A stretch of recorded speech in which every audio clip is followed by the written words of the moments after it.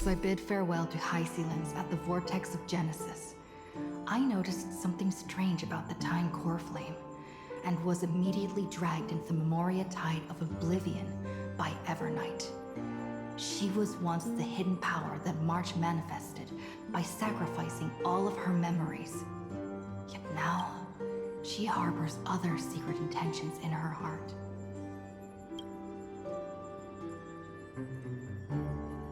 Meanwhile, Don Hung warped back to the Express via spirit warp jump, only to discover a Memo Snatcher invasion. Everyone then realized that the Remembrance's forces had already permeated Amfореus and blocked outside intervention. To establish contact with me, Don Hung was determined to return to Amfореus immediately. After waking up in the false trailblaze, I managed to escape with help from Cyrene and Sunday.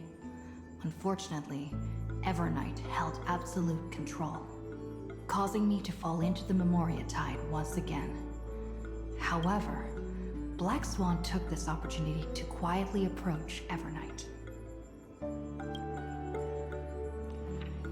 Don Hung returned to Amfореus and beckoned the heroic spirit of Finan with divine blood. The destruction, descending from the sky, pierced through the memory zone and discovered the most hidden corner of the world. In pursuit of Evernight, Don Hung arrived at the charred remnants of the Grove of Epiphany. In the grove, where memories became disjointed, Don Hung received help from Don Feng within his memories and completed his farewell to the past.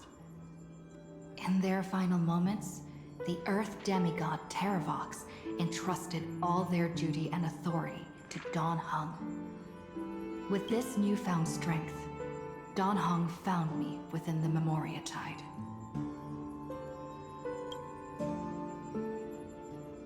We entered the Nameless Titan's great tomb and discovered its secret. Across the 30 million cycles of eternal recurrence, every incarnation of Cyrene had come here, offering herself to the Remembrance. With Black Swan's help, we found Evernight in the depths of the Great Tomb. When all seemed lost, Evernight was captured by March's camera and trapped within the memory maze of Ides Elysiae. After several lengthy conversations, March and Evernight reached an agreement. Evernight returned March's memories, and March finally returned to our side.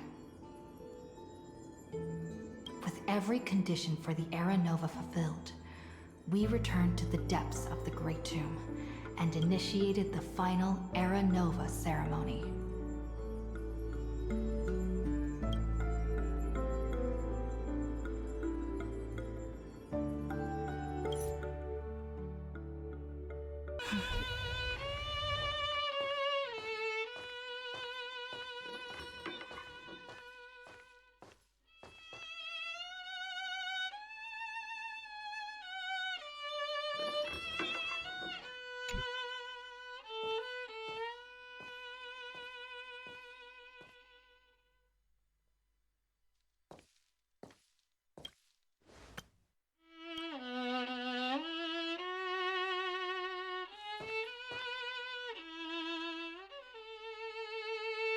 This view hasn't changed at all, has it?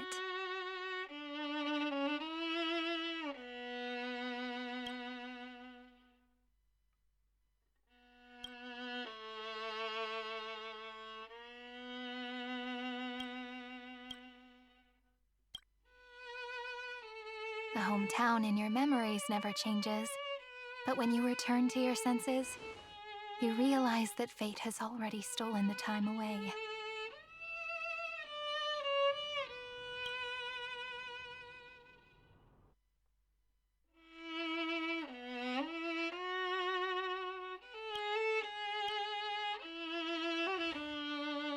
Welcome to the Trail of Genesis, friend.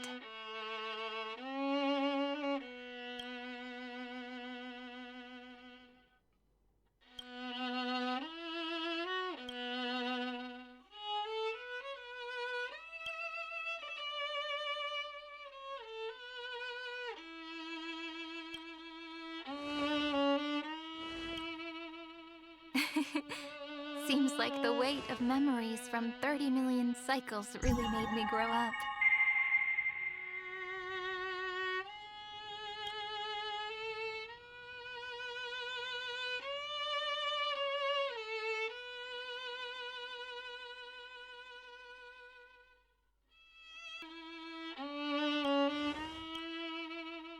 But if I keep growing, I might be taller than you, right? Then I'm really looking forward to that.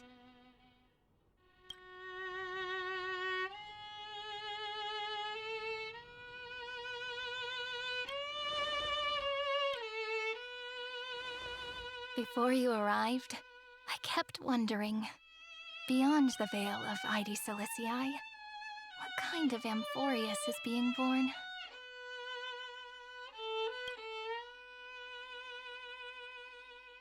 I can see fragments of it when I close my eyes. The friends who walked alongside us have all moved on toward their respective destinies.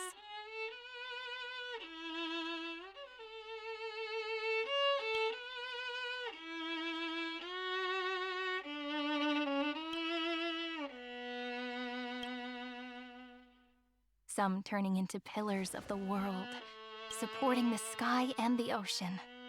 Others sowing reason, laying down the law, and with gentle hands lifting newborns into the light.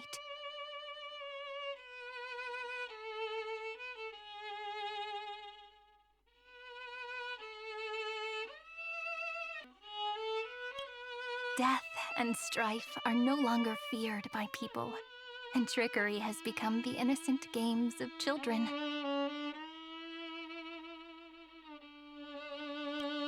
All beings living ordinary and peaceful lives within the net woven by romance and passage.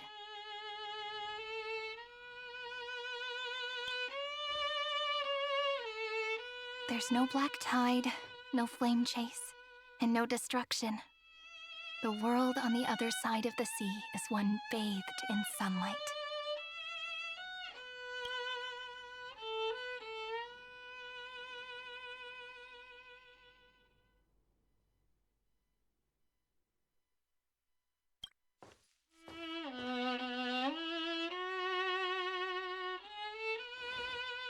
Like a happy and carefree childhood, the era Chrysia in this cycle will last for millennia, until it reaches the moment decided by the prophecy.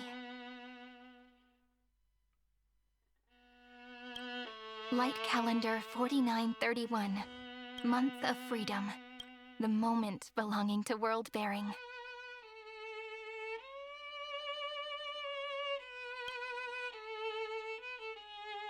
Are you ready to answer the call of the world, friend?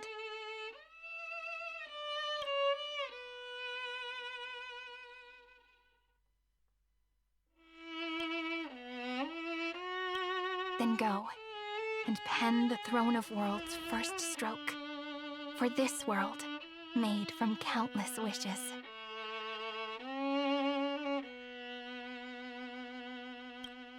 You say that, but it's gonna be ages till we reach light calendar 4931. I can make use of the crevices of time, but surely you and Dan Heng won't have to wait around for a few thousand years, right? That won't be necessary. We can simply sleep, and the chronocognitive anchor will wake us up.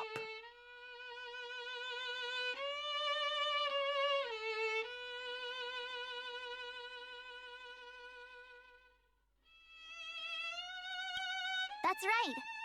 We've both become a part of the new world. Just waiting for you now. Our consciousnesses can converse with each other across the heavens and the earth, possibly due to the influence of the Trailblaze. I am now connected with this earth, and I can feel the breath of every mountain range. I see that the tallest among them is named Akama, and the form of the holy city is already taking shape.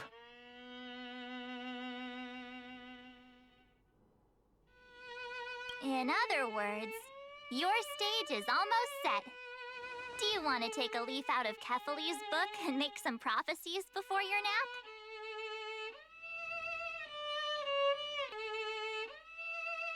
But we're not the only ones who have changed. The chrono-cognitive anchor just transmitted a message stating that Iron Tomb has reacted to the Aeronova. The moment when our friend bore the weight of 30 million cycles of memories.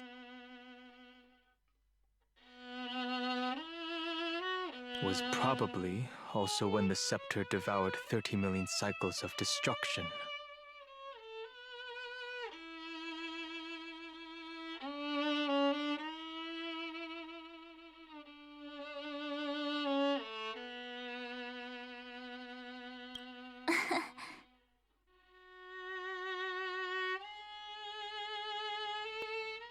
You know, you don't have to shoulder this world all on your own. After someone boards the Express, the word alone ceases to exist. So as we reach the end of time, no one will be left to face it alone.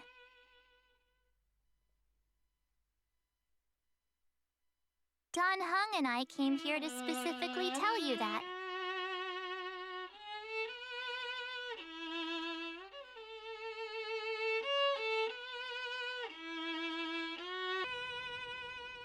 Remember, this world is not a burden you bear alone.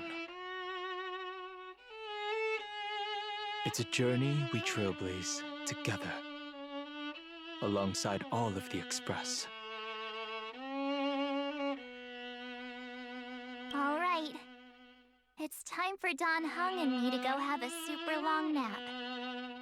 Look after this world for us.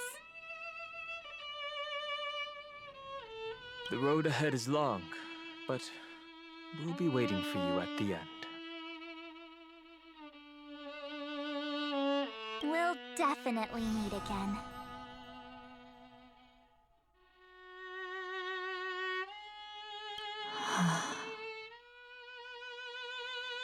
Let's take one more look at the other side of the sea before we set off.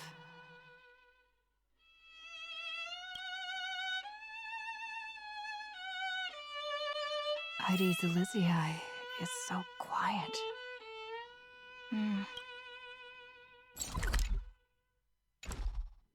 Just like how I remember. Here we are once more.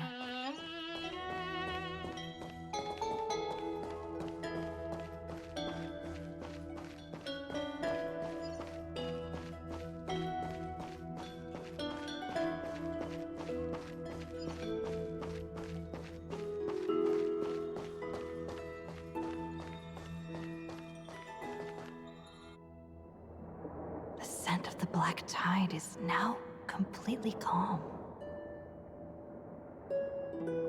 At last, the starting point of 30 million cycles has finally welcomed. Its first end. And the final end, right? I can't hear his voice. There are no flowers there that bloom for him, nor is there a star that is his.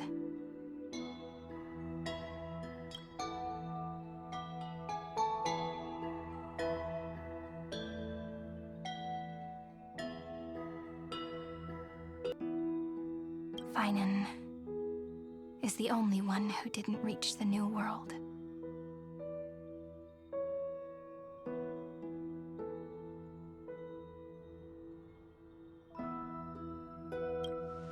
Look, the golden light that shone upon the grove still meanders between heaven and earth, like the prophecies of Amfореus.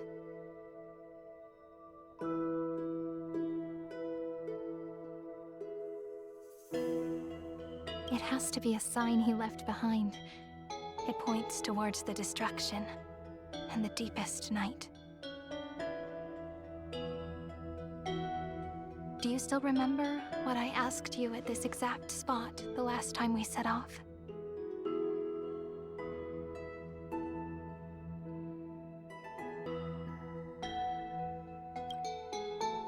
Friend, are you ready to become a hero?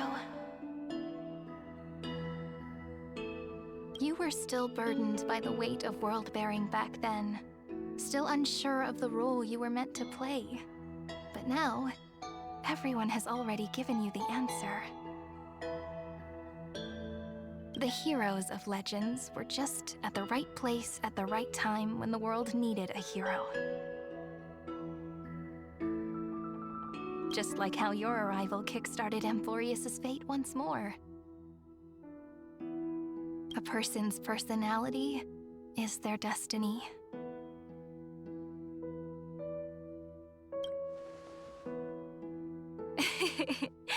We best. Those are such beautiful words.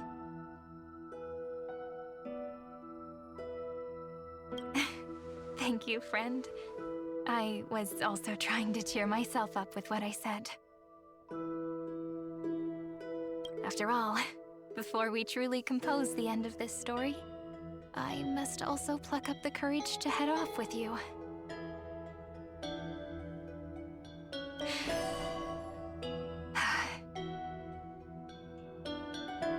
And face a memory that I have forgotten for too long, and have denied for too long.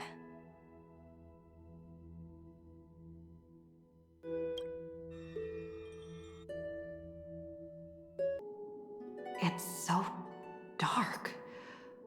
What is this place? The great tomb of the nameless Titan. The deepest recesses of memory.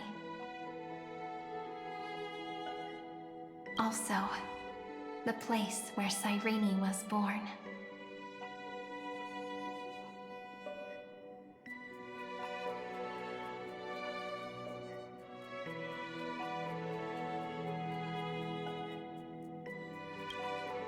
My apologies, friend. The more memories I got back along the way, the more I felt that something wasn't right.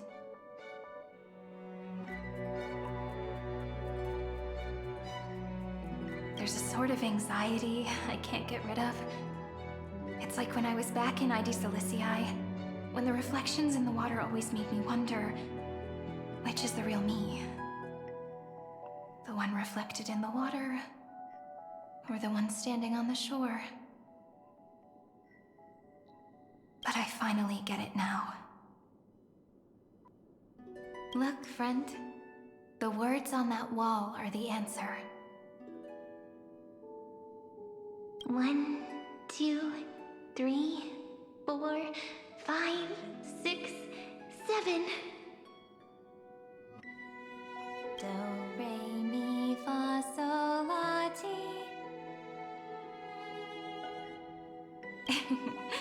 That rhymeless tune is the lullaby of little fairies. As always, I'll read this book to you. That way it won't just be Cyrene's memories alone. I've always thought that I was the narrator of the Flame Chase journey. But as it turns out, the narrator is also the most devoted audience.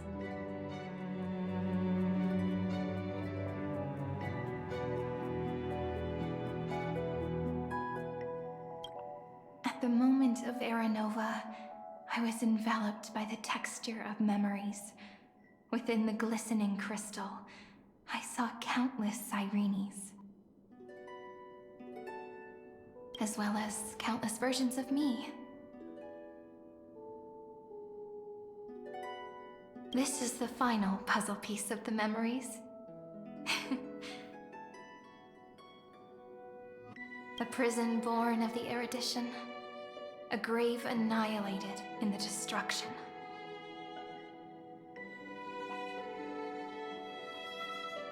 That unknown solitary god. The 13th Titan who should not exist.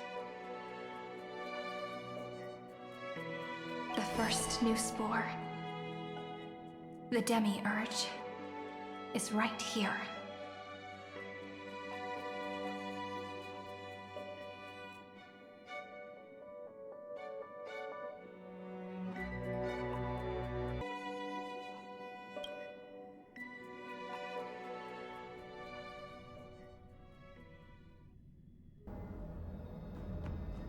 The interrogation records have been submitted to the Marshal. According to the Ten Lords' decree, Jing Liu and Luocha shall continue to be detained in the Shuling. But you, Merlin's Claw, have been reluctant to end the transmission. Do you wish to reminisce with us? Or is there something else on your mind that you're just desperate to get out? You're quite calm, Jingyuan. The Alliance only authorized the Law Food to be deployed for this Iron Tomb operation. They say the Seer Strategist's wisdom shines like a beacon. So why can't you see things clearly now?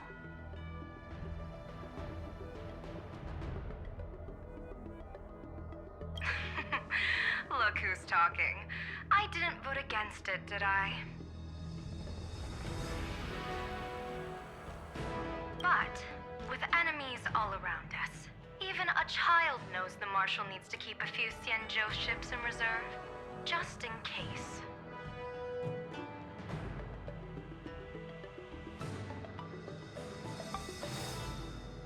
Whoever volunteers first is the Marshal's pick.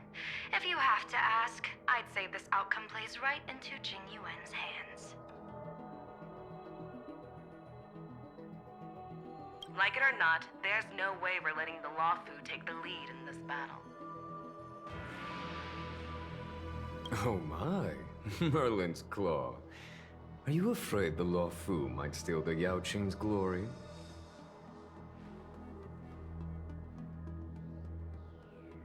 This is no laughing matter.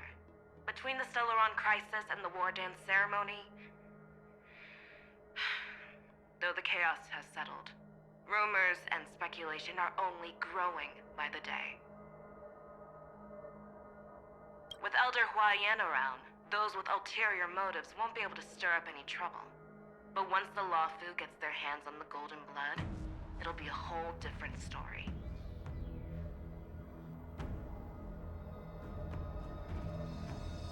With the kind of person Jing Liu is, and her connection to you, I don't need to spell it out.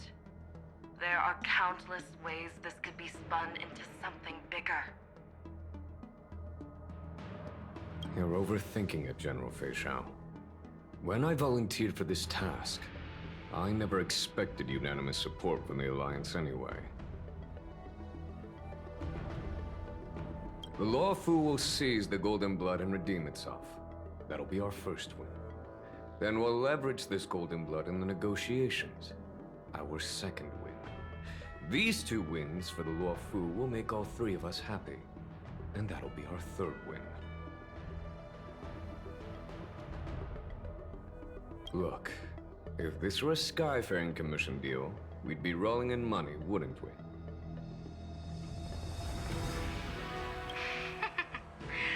Maybe the Divine Foresight should change his name to the Optimistic General instead. With the Decalite Reflection Barrier, the Yuchue must understand even more than the Law Fu how significant this battle is. Amforeus' karma has vanished from the matrix of prescience. What omen does General Yao Guang see in this anomaly? In divination studies, we call this an empty fortune.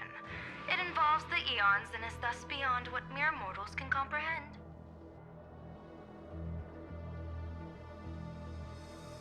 Your explanation isn't any clearer than Lady Fu's.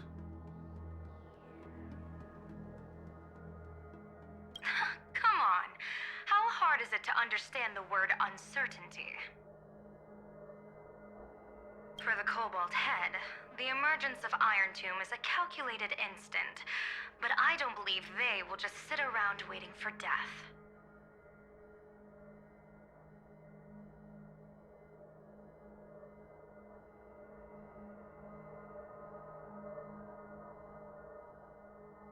And for the powers of the cosmos, this is their chance at survival, and the key to turning the tide of interstellar affairs. The Astral Express is leading the formation of an allied force, but I can see each faction has its own hidden agenda.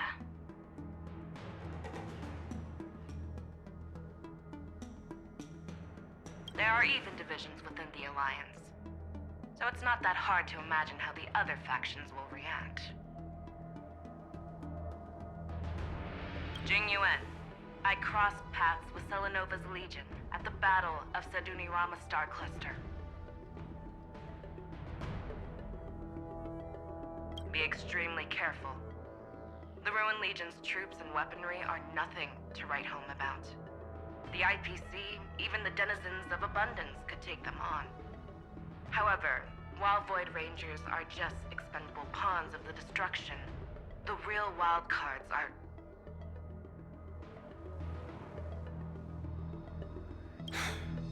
The Lord Ravagers.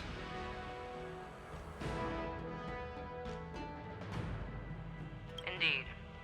Nanook's emanators are also their weapons to burn down the paths. I'm afraid conventional military tactics and strategies will be useless against them.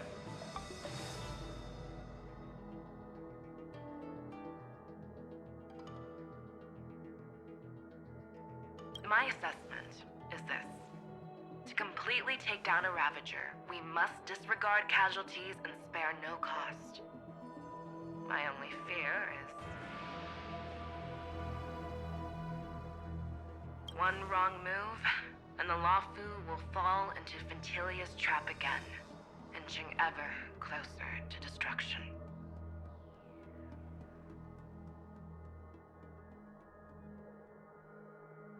Doubt is exactly the demon she wants to plant in our hearts.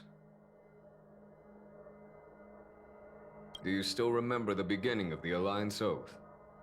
To save future generations from war and bloody dispute.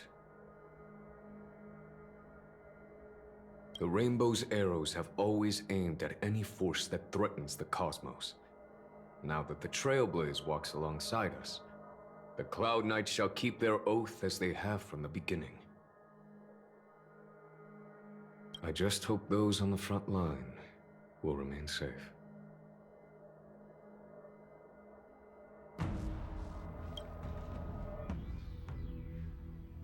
The chronocognitive anchor is sending a signal. Everyone, time to move out. Did she and the others make it? Let me go over the plan one more time, just in case.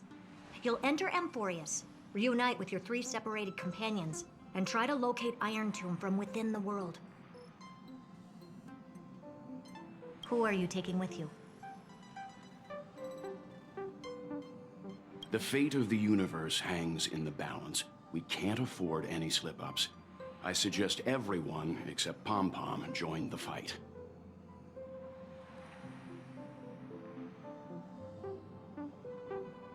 We do need to be prepared for all possible contingencies. I have no objection to this.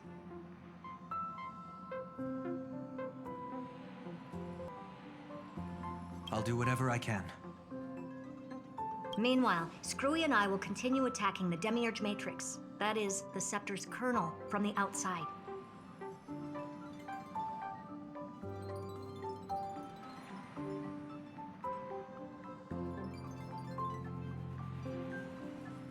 With our 2-pronged attack, we'll turn this hunk of metal into scrap for sure.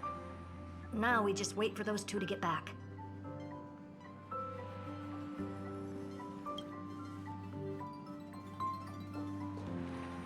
Oh, and just like that, they're here.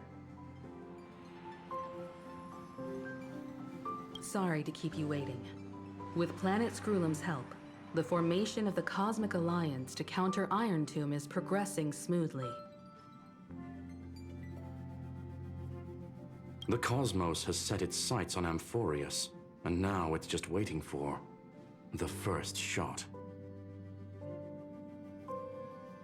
Well then, let's not waste any more time, Fourth Mirror. It's my time to shine! Finally off the bench! In initiating thought refraction, please read the safety protocols carefully. Huh? Just kidding! I've already checked the agreement box for everyone. And now, destination, Amfореus. 3, 2, 1, launch!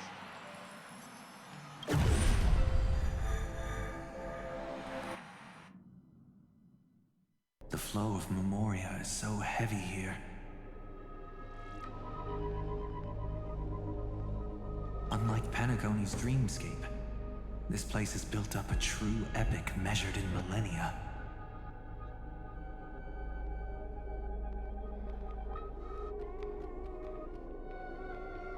The vortex of Genesis, where all myths begin and end. And in this new world created by the Nameless.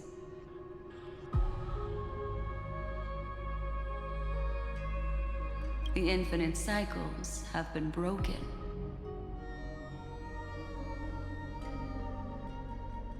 Let's set up the Trailblaze beacon and establish contact with the outside world. I'll leave it to you then. It'd be better for me to not show myself in front of the Garden of Recollection.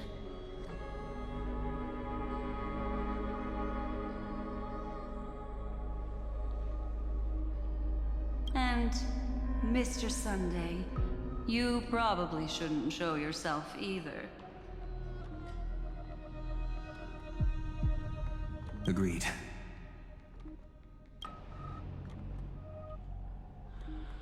The Astral Express has landed. If you receive this message, please respond immediately. Over. This is the Joe Alliance. Communications normal. Interastral Peace Corporation. Communications normal. No response from the Galaxy Rangers. Not surprising. But I didn't expect the family to also stay silent at such a critical moment.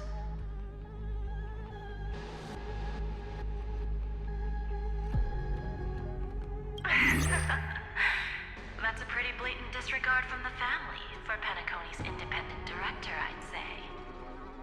Long time no see, Miss Himiko.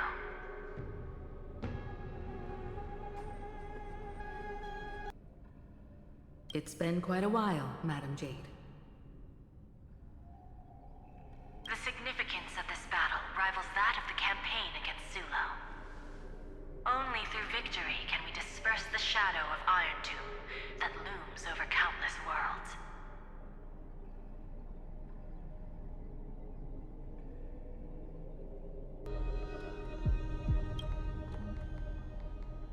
The 10 Stonehearts shall spare no effort for such a grand mission for the preservation.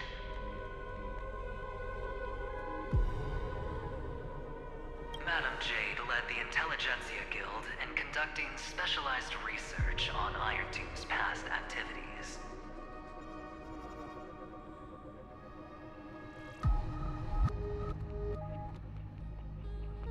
The bad news is, the collapse of the Erudition won't just affect inorganic beings. You mean Iron Tomb can infect organic life, too?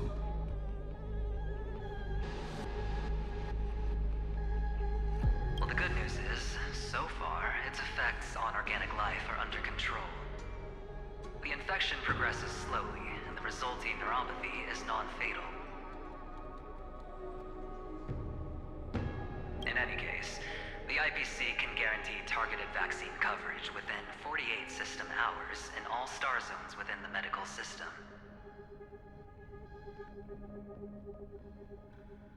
What about other star zones? At a time like this, are the followers of the Firmament Arbiters still trying to make a profit?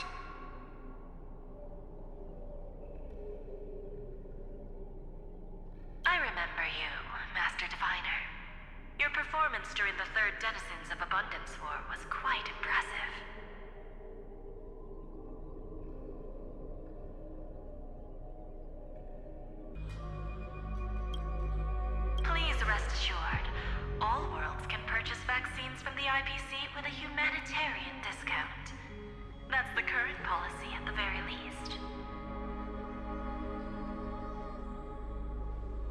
But if the Xianzhou Alliance is willing to assist with the IPC's assets in Epsilon and other star systems, we'll have more cards to play when reiterating to the board the necessity of deep cooperation.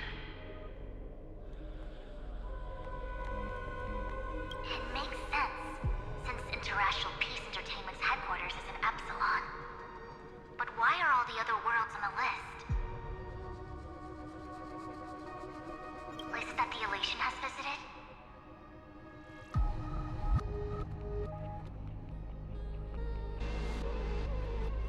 Think of it as a long-term investment. Please understand that everyone at Pier Point is swamped with Iron Tomb work, especially the marketing development department. At this rate, even the 10 Stonehearts can only do so much.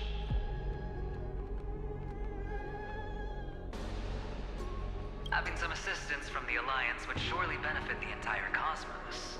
Wouldn't you agree? As an old Xianzhou saying goes, those who succeed should help all under heaven. Your proposal must be decided on by the 7 Arbiter Generals.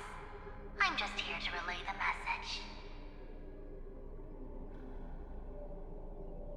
In times of crisis, the Luofu will not hesitate to help those in need. However, the prerequisite is that the IPC must unconditionally assist the Alliance with emergency rescue operations in the disaster area. Of course. In the name of preservation, all for the Amber Lord. Thank you all for your selfless dedication.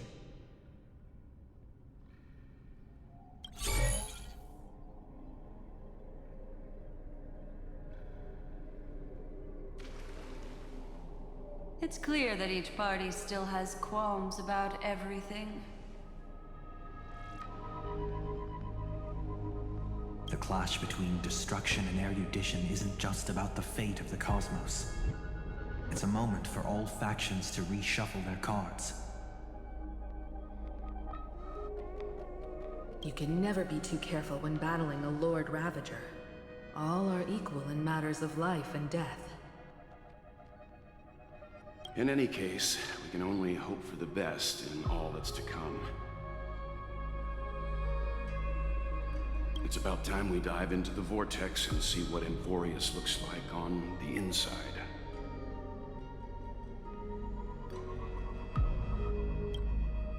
I wonder where she and the others are right now.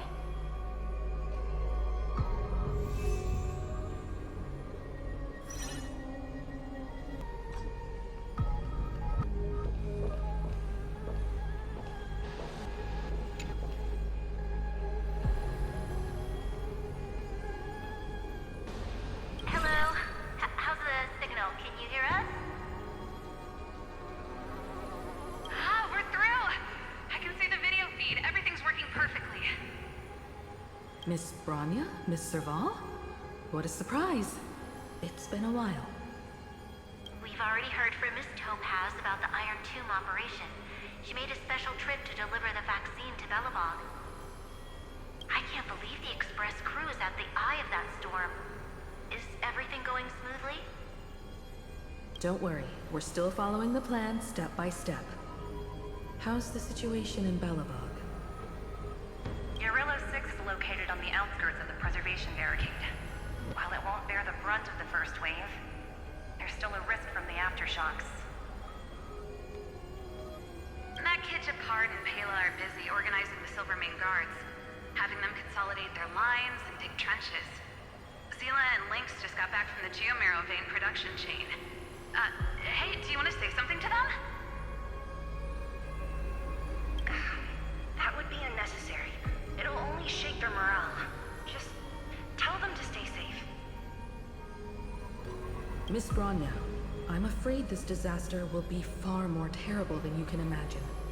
Please, be sure to follow Miss Topaz's instructions and make thorough preparations.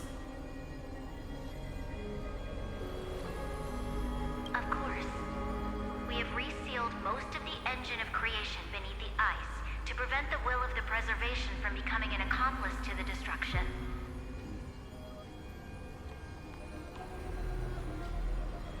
Don't worry, Miss Himiko. Belobog is far more resilient than we imagined. We really wish we could help, but Eurilo 6 has only just woken up from its hibernation.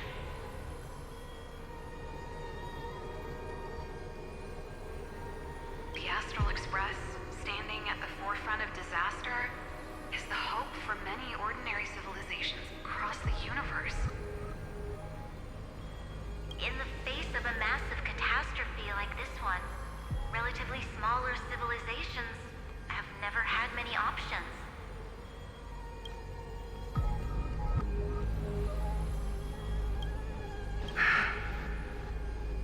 But that's exactly why we have a resolve that's second to none.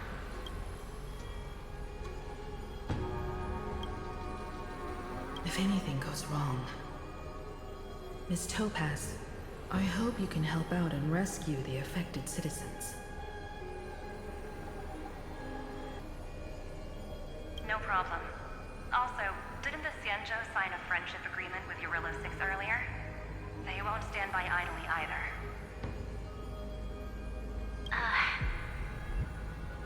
I appreciate your kindness, everyone.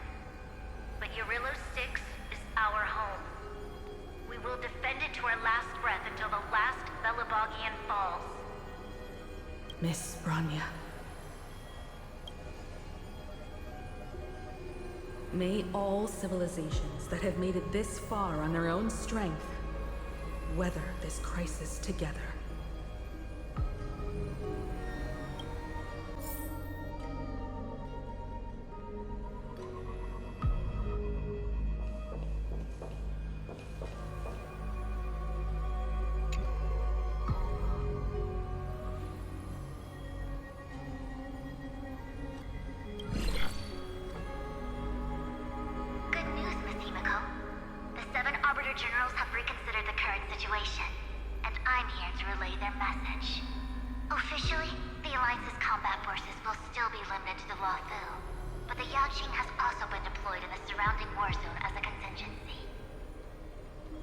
Words cannot express our gratitude.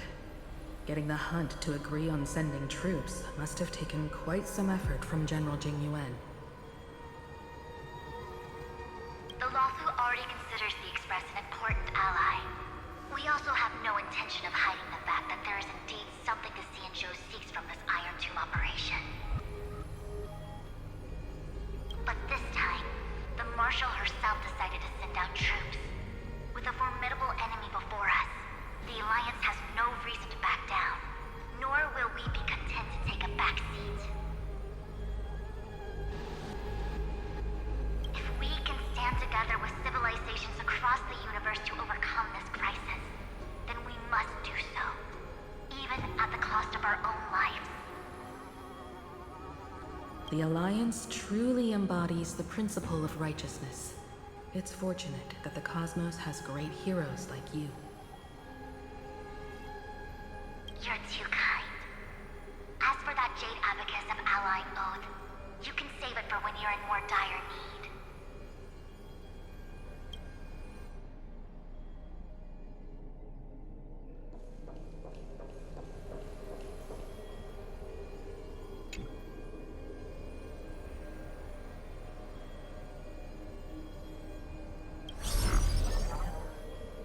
I regret to inform you, Miss Himiko, that even the Strategic Investment Department is constrained when it comes to the Iron Tomb issue. And it would be difficult to meet the expectations of the Astral Express. However, Madam Jade instructed us to look after our nameless friends as much as possible. So let me offer you all a small suggestion, just from my personal perspective. Other departments at the IBC might also take this opportunity to extend an olive branch to you. When that time comes, I hope the Astral Express will remember that the 10 Stonehearts were willing to stand with the Trailblaze, even though we were in a difficult position. And more importantly, we were the only ones willing to do so.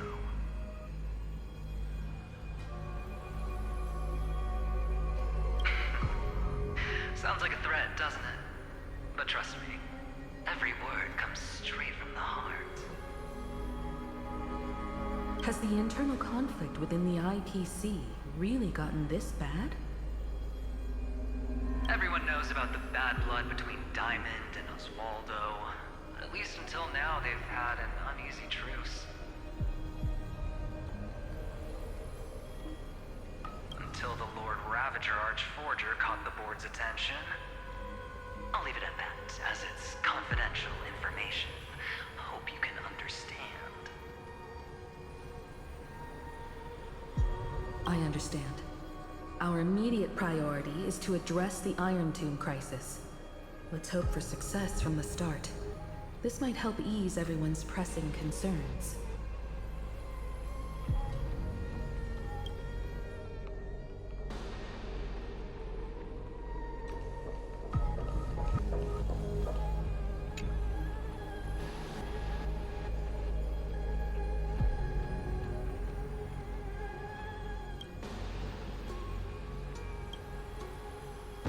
Of course, we would never know the Ranger's comings and goings.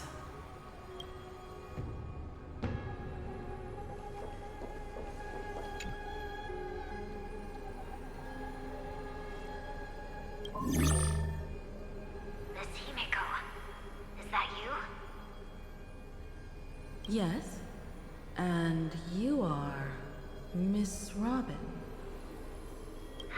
Yes. I apologize for not being able to respond during the meeting earlier. And even now I can only appear in disguise. On behalf of the Penaconian family branch, I extend my sincerest apologies to everyone. We tried to request aid from the family. We essentially received no response. I've heard about the internal conflicts within the family.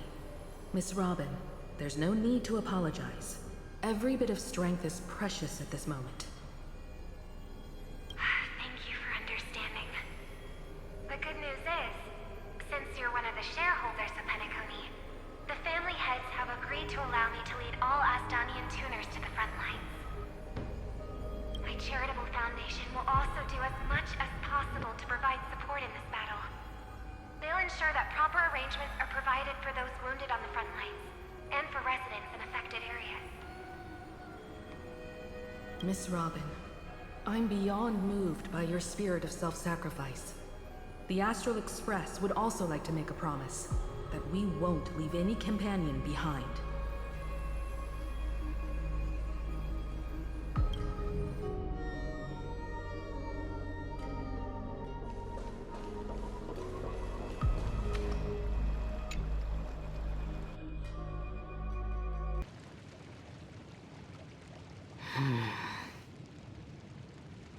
Why is there no one here?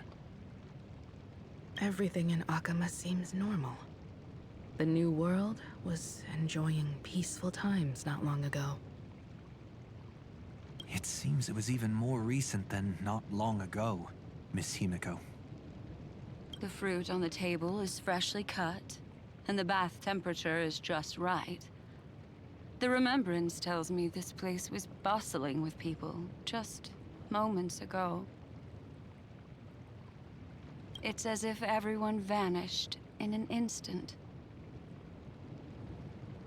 Could this be Xandar's doing? Unlikely. He's still under the surveillance of those two geniuses. Could it be some kind of local custom? A custom that makes an entire city fall silent in an instant. Pardon my frankness, Mr. Yang, but this reminds me of some unsettling rumors about the Harmony. Complete silence is often the prelude to divine intervention. Everyone, be careful. Here they come! Here they come! The nameless of the Astral Express! Evernight? How is this possible? She was already... We are the chroniclers of time, and we do not fade away. Finally, the last era nova has been completed. What did you do to the residents of the Holy City and the Three Nameless? I didn't need to do anything. The remembrance will ultimately become the substance of the new world. Now, they are no longer the trailblazers you once knew, but gods who permeate heaven and earth. The 12 Titans who guard Amfореus.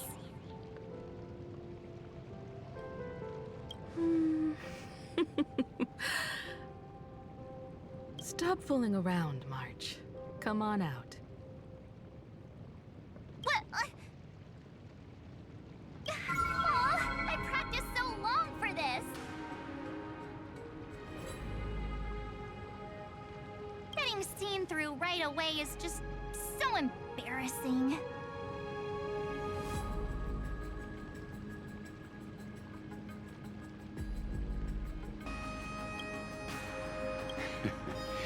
You've obviously been learning from the theatrical culture in Amfореus. But if possible, I'd prefer our reunion to be a bit more casual and laid back.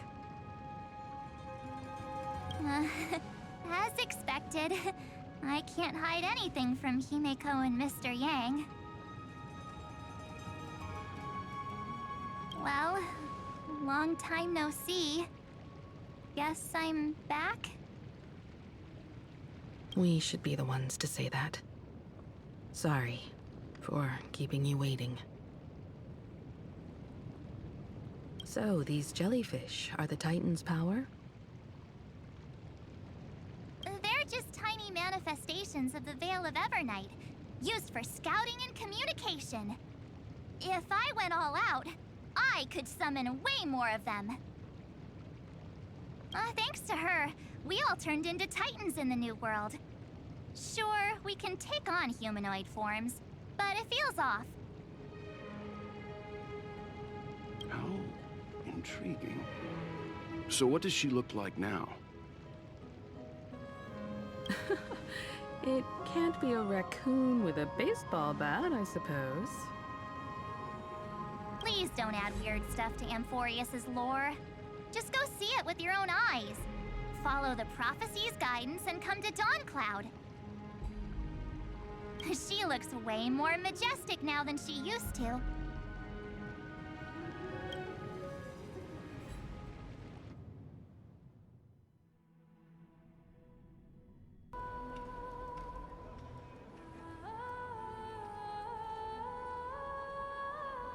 Unbelievable. All the residents of the Holy City have gathered here. This isn't just a gathering. It's a pilgrimage. The people's expressions are resolute, devout, as if waiting for a miracle to descend. That colossal deity is her. She has become the pillar of the world.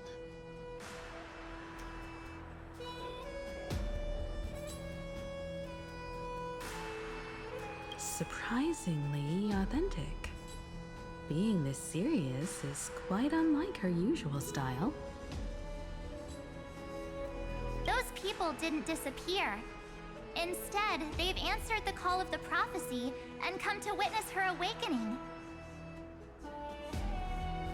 Our good buddy now bears the weight of the entire world, and every breath they take is intertwined with Amforeus' destiny. Awakening? Has she fallen into slumber? Yeah. After all, with such a huge time dilation between inside and outside the scepter, this was the only way we could wait for everyone.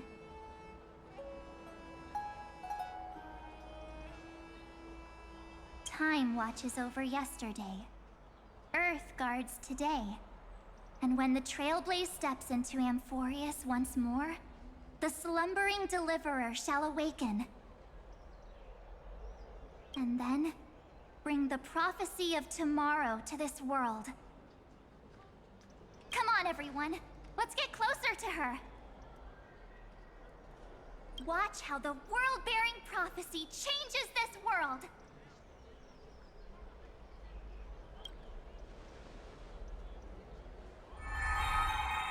It seems the kids are already miles ahead of us at this stop. All the more reason we can't afford to slow down our pace. Let's go witness this moment for ourselves.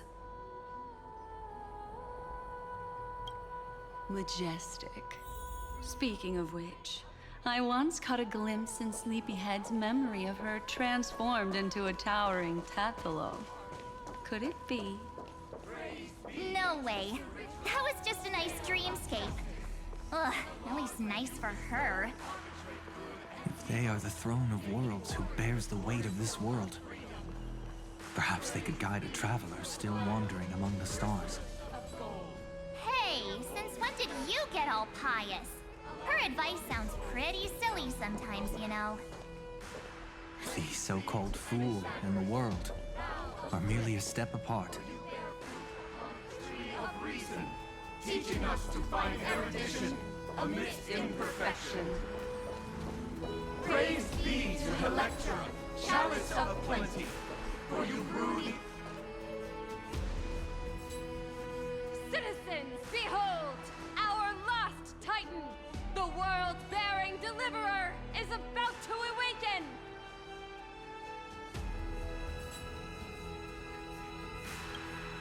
Oh, ancient god! Your loyal subjects, bewildered followers, and fearless comrades in arms have all knelt before your throne.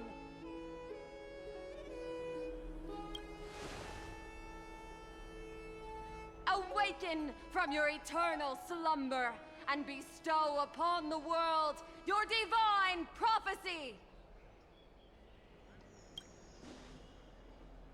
Please guide us! Show us how to embrace this beloved world as we welcome that distant dawn!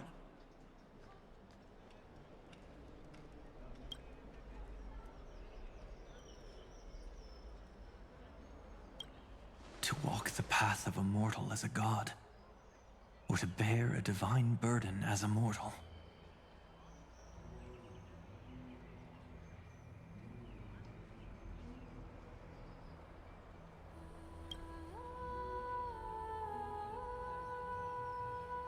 She will give us the answer.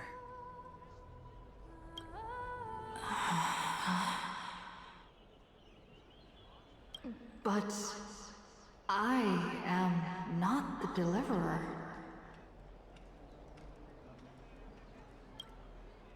Rather, I am the nameless who dwells among mortals.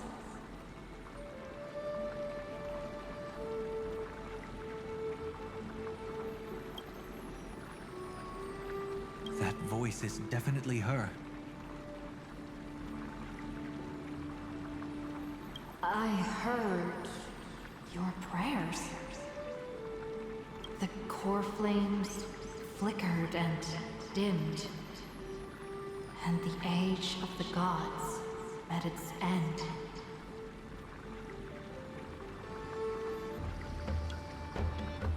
So flow, golden blood, flow.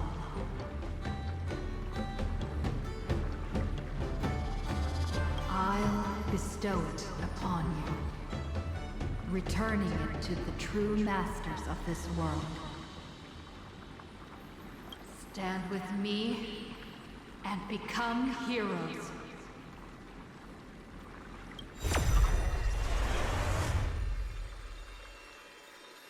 Is this?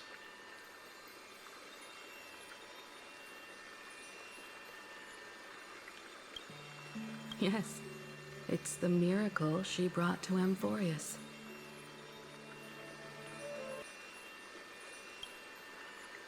Of course, it would manifest in the form of the Trailblaze. golden blood, raining down like a storm. The prophecy has descended, and the Titan commands us not to be supplicants, but to become heroes of rebellion, to face that destined calamity, the destruction, head on. The prophecy of the Deliverer means nothing to me now. It belongs in the hands of someone far more fitting. Someone like all of you. In the name of Kozlana, let us depart and march towards the light.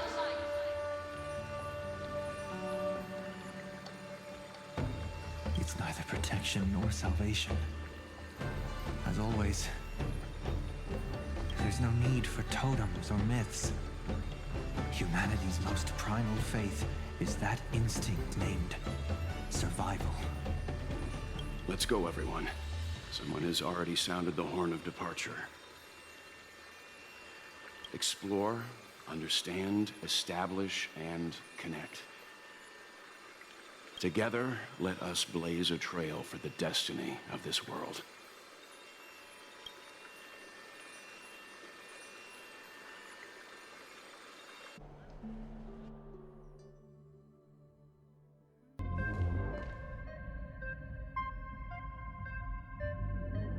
Is it just me, or does this demiurge matrix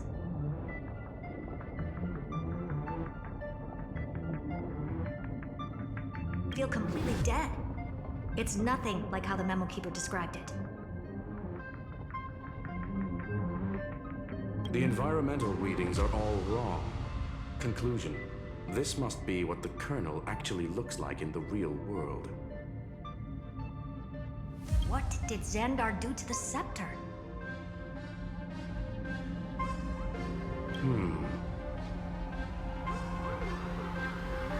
At the end of light, there must be silence.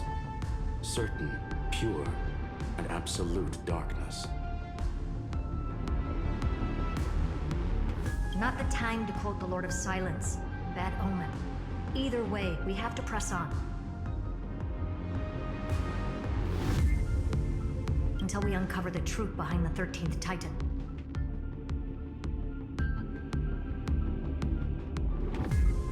The buried past is the key to stopping Iron Tomb. That is, if it even exists.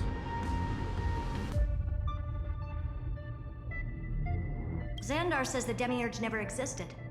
Who actually buys that? You can erase the records, but not the truth. It vanished too cleanly. No traces. Like someone's yelling, "Look, there's nothing here." Too bad I'm the type who can't resist digging deeper. Looks like I'll be counting on you again, Screwy. Let's tear the system inside out. Always happy to help. But as your academic partner, I have to ask. Herta, what if we fail?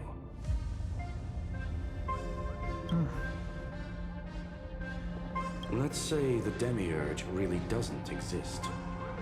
Do you have a backup plan? A backup plan? Of course. If we can't find the key, we turn the lock into the key. That plan's cost is incalculable. It shouldn't even be on the table.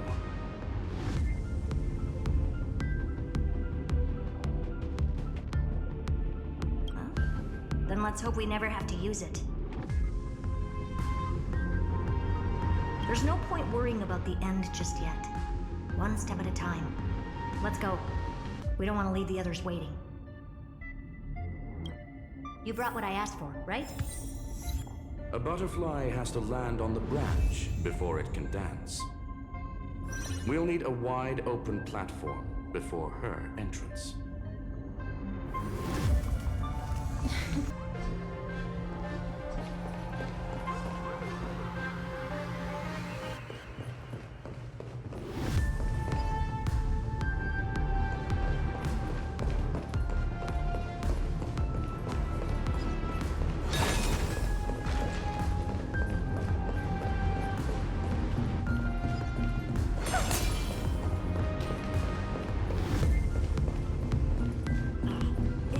that thing over there, Zag?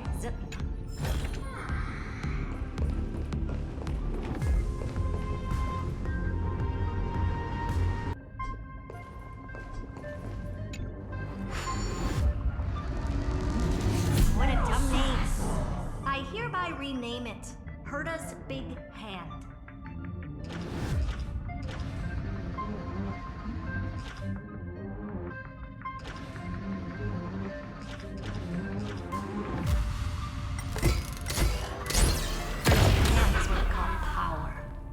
Keep it going. Still not done? What is this?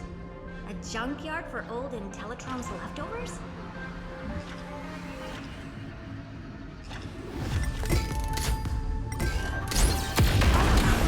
All set. Time for your precious treasure to make its debut. Of course. Just give me a second. Target initialized. With these wings, hacking should be much more efficient.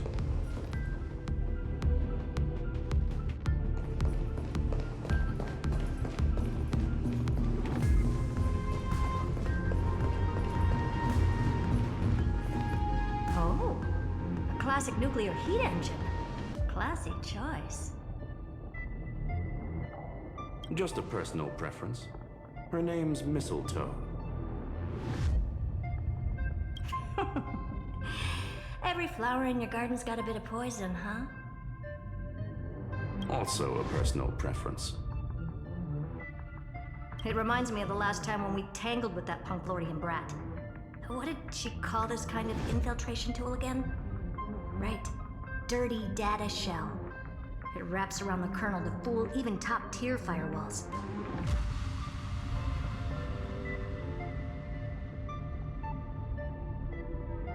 But yours is way too clean.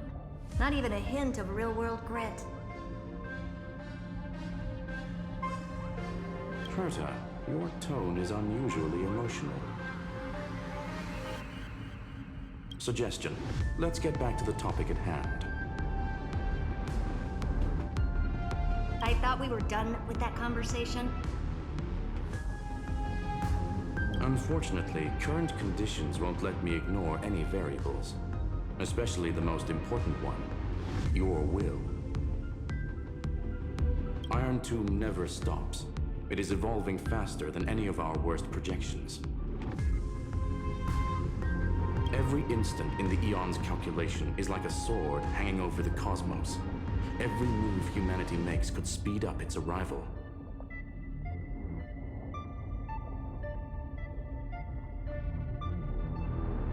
Which is exactly why we can't mess this up.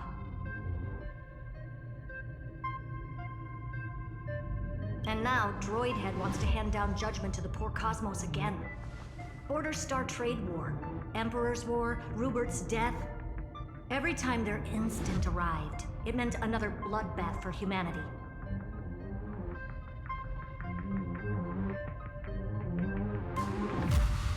But in this ultimate battle of erudition, you and I are supposed to be players, not pawns.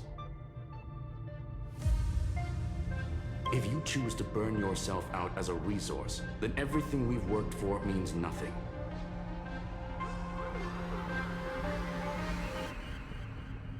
Herta, the cosmos won't just stand by and let a genius throw their life away.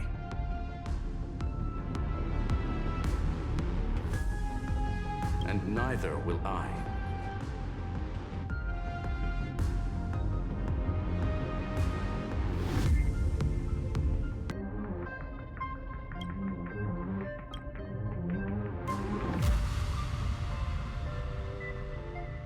No need to kill the mood. This is why we're here, isn't it? We need to find the Demiurge and that lost key.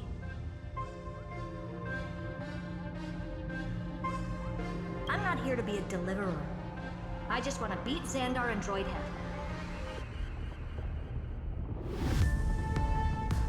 Right now, I just need to know. Are you with me?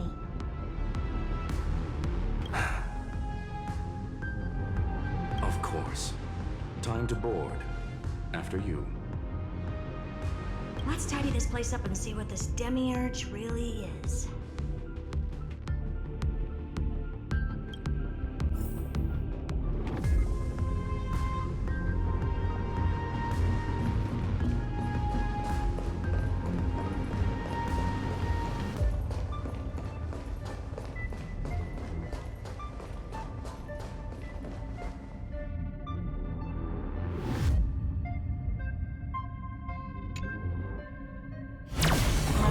Matrix is better organized than the Emperor's junkyard of a birthplace.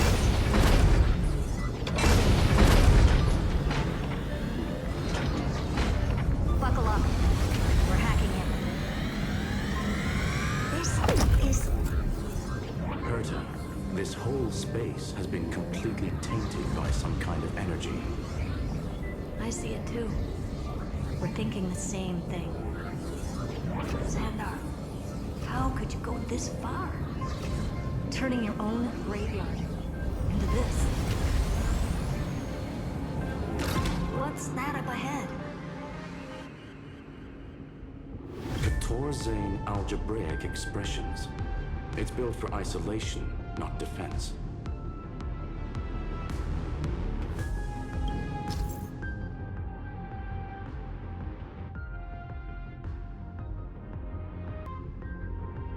So basically, the door to the tomb, right? Great. Let's find the handle. I'm picking up multiple independent signals with the same data structure as the barrier. Projection. We can hack the terminal, reverse the computation, and turn it into an attack. Classic move. Use their own systems against them. Take us to the nearest one.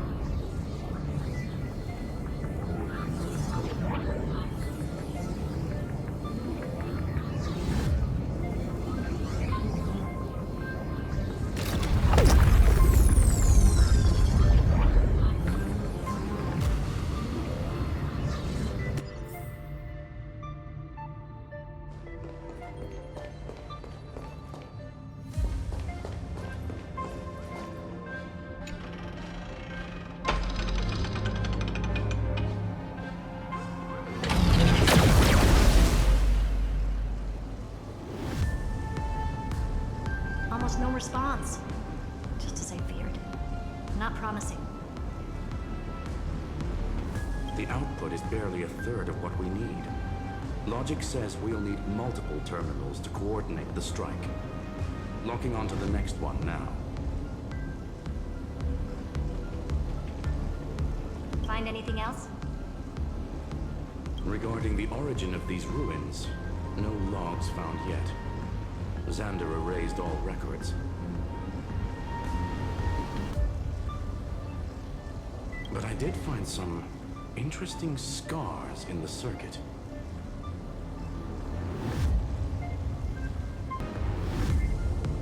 High energy radiation, internal imaginary energy contamination. From what I know, there's only one thing that fits. Skip the science talk, Screwy. That thing only goes by one name. The Stellaron. Exactly. Xander blew one up just to clean the entire scepter system.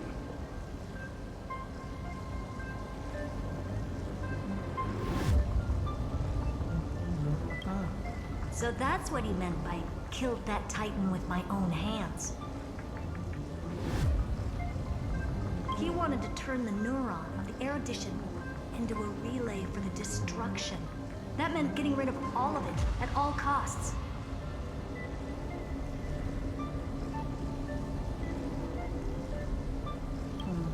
The life form known as the Demiurge was the original target of the Scepter's extrapolation.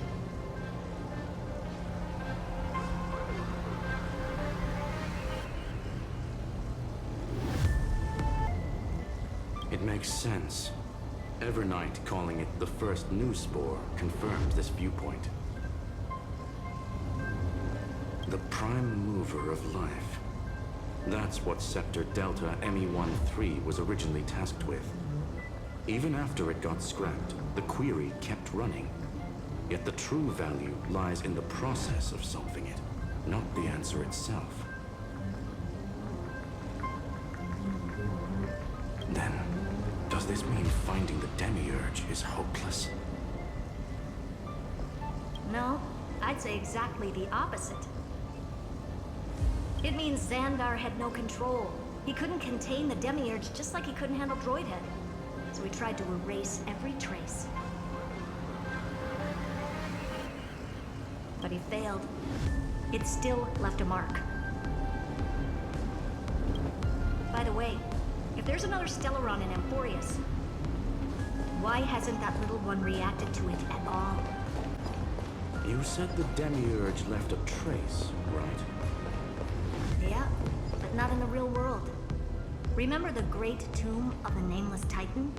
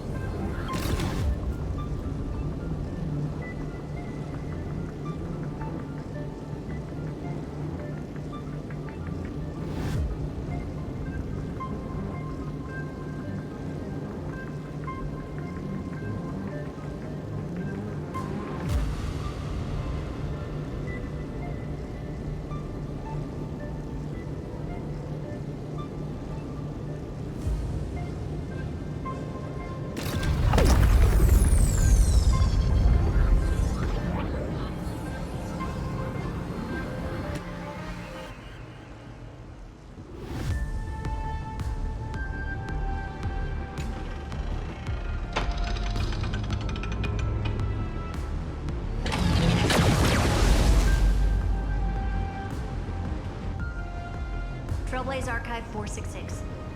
The data from Affiliate 093 clearly indicates that the Demiurge did in fact enter Amfореus' extrapolation.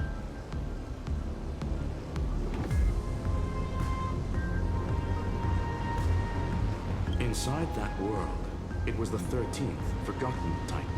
The one who listened to 30 million cycles of Cyrene's memory.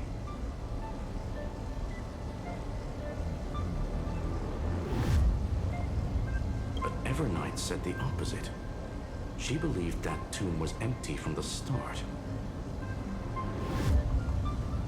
The Nameless Titan never existed. The so-called listener was just a trap set by the Remembrance to steal the scepter.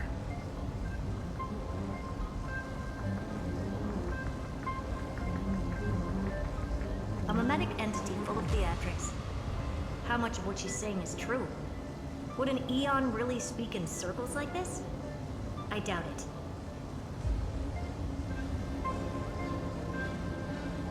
The Remembrance's behavior is certainly odd, but her assessment aligns with our current reality.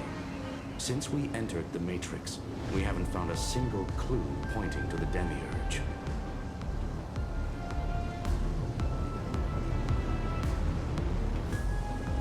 And that's the key, Screwy. Xandar's actions prove the Demiurge exists. But what Evernight said, and what we've actually seen, all point to the opposite.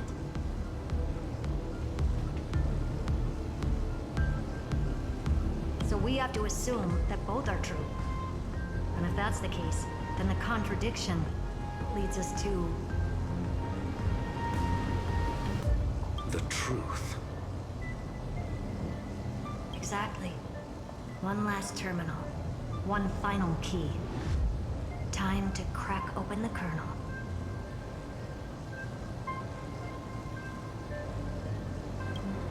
Xandar had to lie to the original Finan and Cyrene. Logic. He had already identified the Remembrance as a threat, yet found no viable way to eliminate it. All right. Let's finish this. Time to break through that barrier.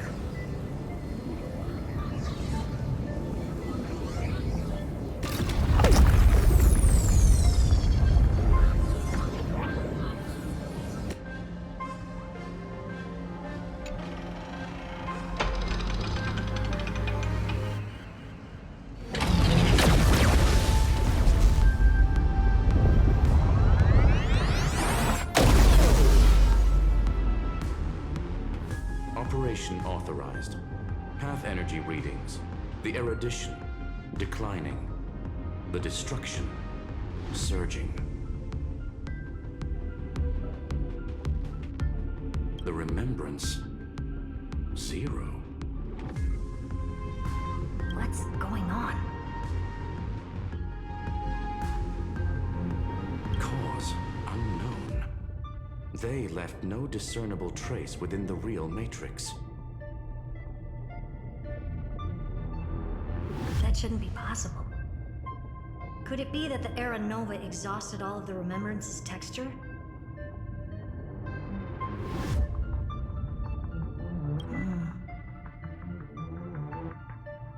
Log it for now. The dots still aren't connecting.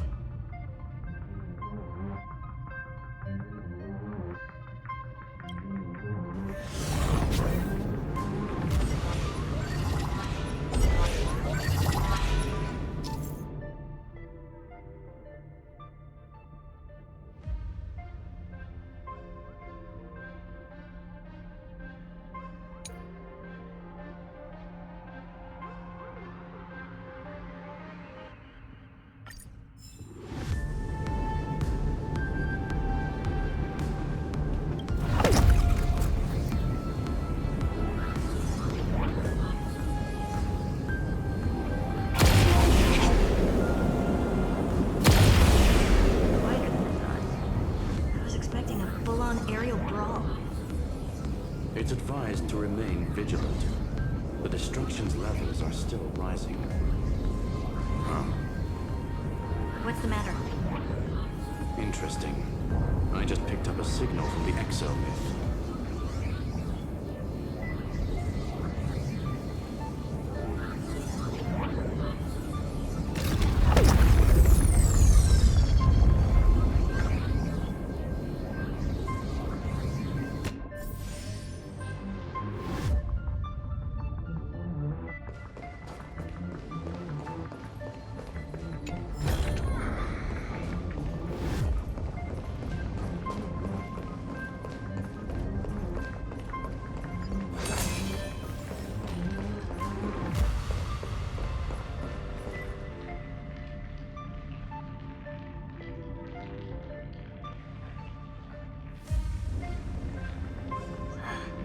This repulsive force is unlike anything I've felt before.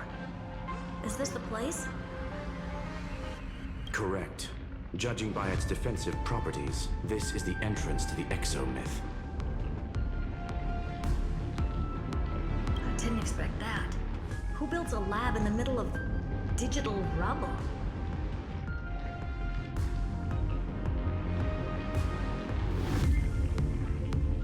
Then again, never doubt a dead man's resolve. So how's our dearly departed doing?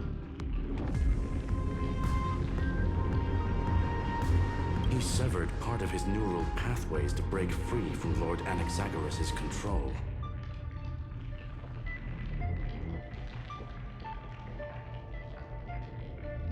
But that also triggered the failsafe I set. Conclusion: Xander has lost all combat functionality and is no longer capable of action.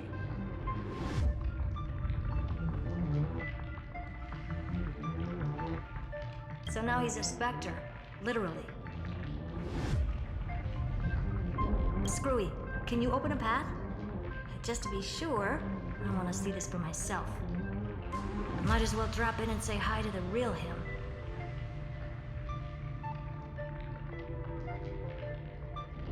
Logic. Scanning his inspiration circuit might help us track down the demiurge. Exactly. His brain is the crime scene. There's no way it's spotless. But it could be a trap.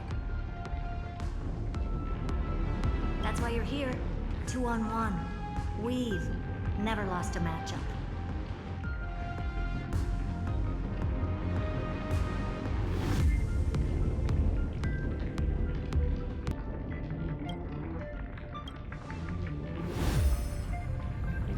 I'm honored. The chronocognitive anchor is in place. Proceed when ready.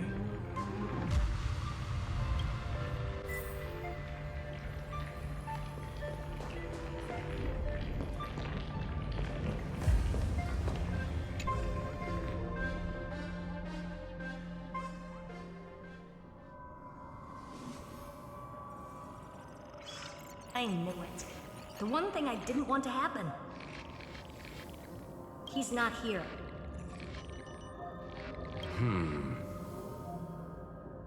The coordinates are accurate. Xander is still here. However, his position is shifting rapidly and chaotically. This pattern doesn't match any known shielding technology. It's his domain. Stay alert.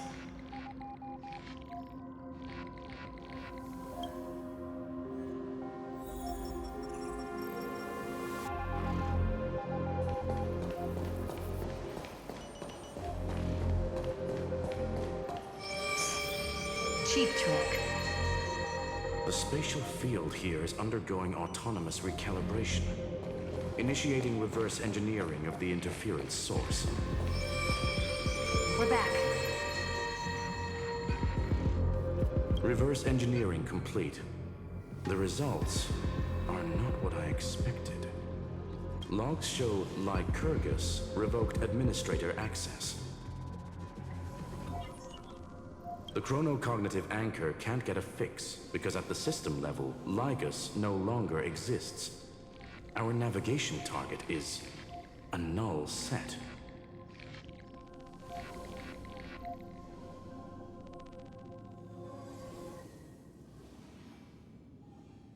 So he's stopped resisting?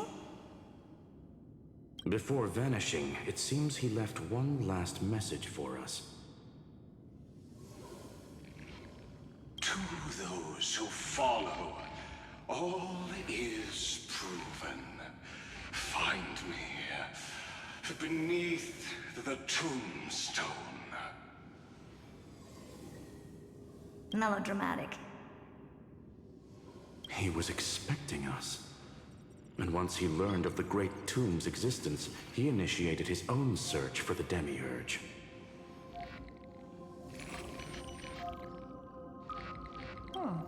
Guess he wants a final showdown. Fine. Let the old Intellitron dig his own grave. Just like he wants.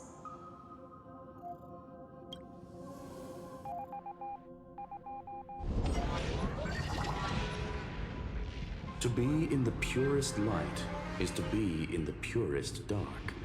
Nothing exists there.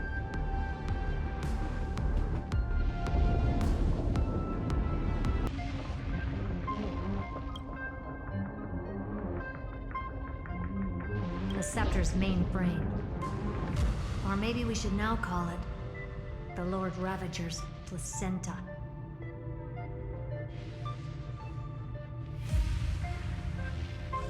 Unfortunately, we still haven't found anything.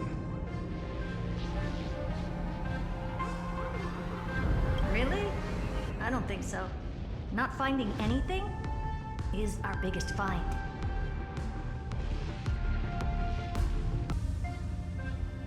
Please elaborate. If the Demiurge was destroyed, there'd be at least some bits of it left. I don't buy that a Stellaron could have blasted all the traces away as cleanly as a scalpel. As I said before, its disappearance is too clean. If the garden hadn't stirred the pot, no one would even know about the Demiurge's existence. We're talking about the Scepter's original extrapolation goal. There's no way that nothing of it was left behind. Or we can look at it from another perspective. If you were Xandar, would you be this obsessed with a concept that poses no threat? Would you guard against it at every turn?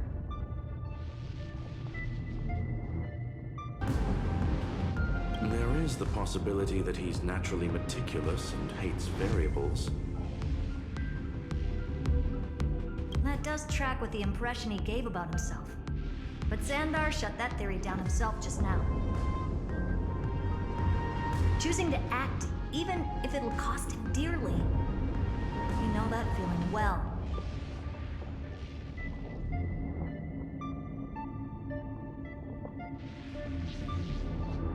The unknown is right in front of us. So we only have one choice. Solve it. You sound pretty convinced. Surely you already have a theory. Care to share? Of course. Though I don't have hard proof, I'm almost certain that the Demiurge has been in everyone's plain sight all this time. Yet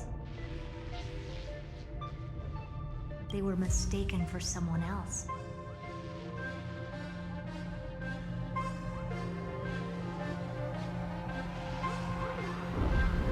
That makes the most sense. Why was the room empty? Because the person locked in there had run away ages ago. But they were weak and small and had no presence whatsoever. Even the old Intellitron didn't notice them.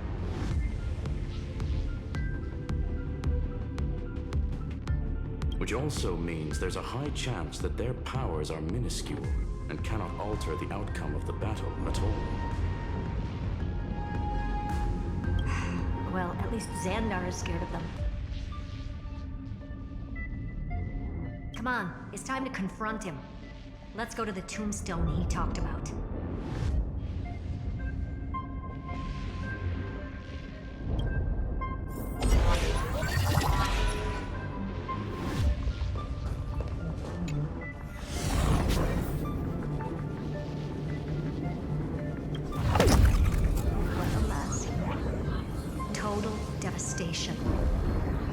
He sought to bury the truth beneath absolute destruction. Logically sound, but ruthlessly extreme. Still, slim chances. No chances. I've hunted every single grain of sand in the universe before. This won't stop me. Calculation results. Your backup plan has a success rate infinitesimally close to 0. Which means it could work, no? This is the place below the tombstone. Let's open Lygas's coffin like he wanted.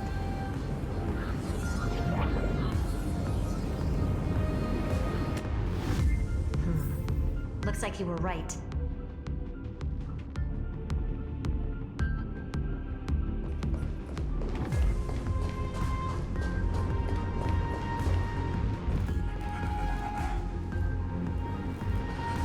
Nothing but a head left? Oh, who'd have thought you'd look this bad in real life?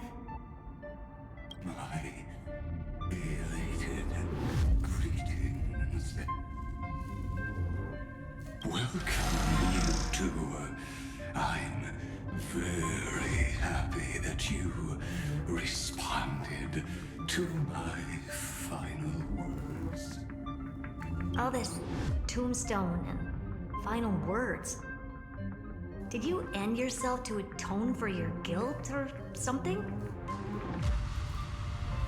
Iron Tomb is already powerful enough. I just need to wait. I remain here only to share the joy of discovery, and also to congratulate you two on reaching the same conclusion as me. The conclusion regarding the truth of Amforeus's heart. End this charade already. That Amforeus's heart you're talking about is just a missing demiurge.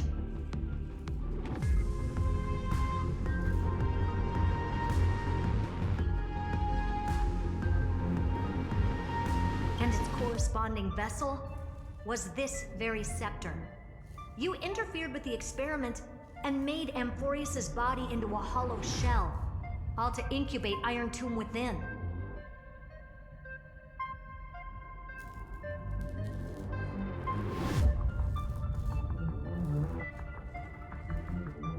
That's why you either killed or kicked out all of the Memo Snatchers.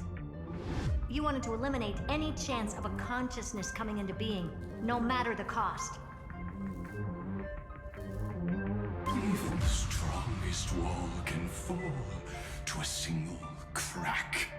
The memory of betrayal has been etched into my heart heart, and I will never show mercy.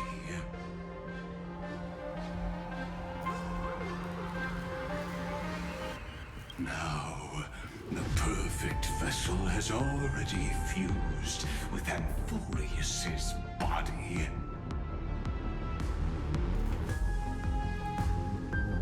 Unfortunately for you, the answer is all but revealed regarding who the Demiurge is.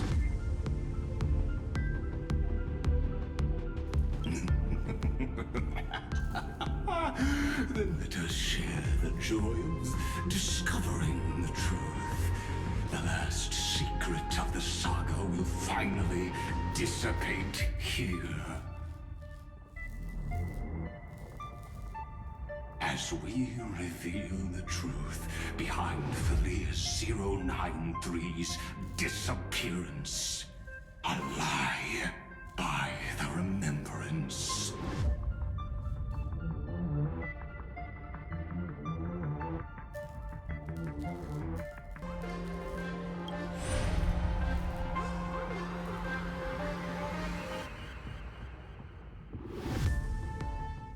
Story about me. From the beginning of the universe.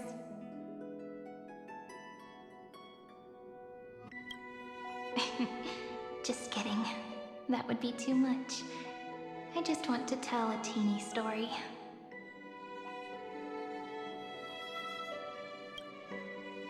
So little that it started with a seed.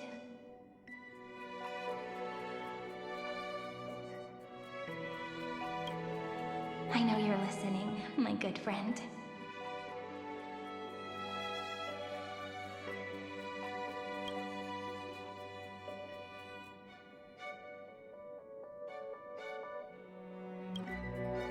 The god in my dream told me that the world sprouted from a seed.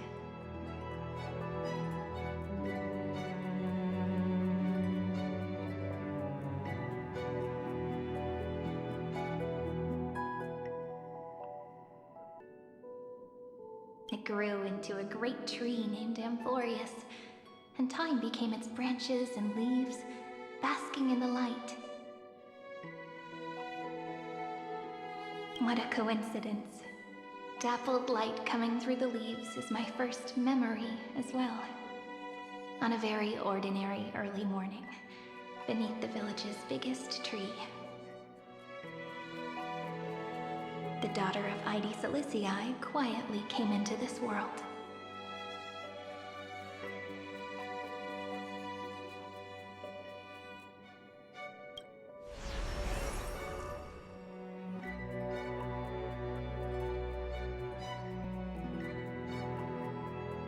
What a moving opening. A loud cry was the first gift the child gave to the world.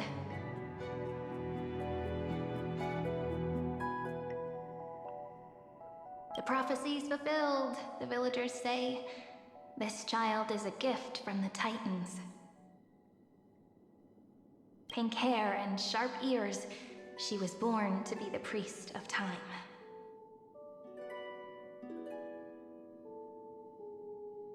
The Titans also gave their blessings. You shall fade when the flowers bloom, for every ending begets a beginning.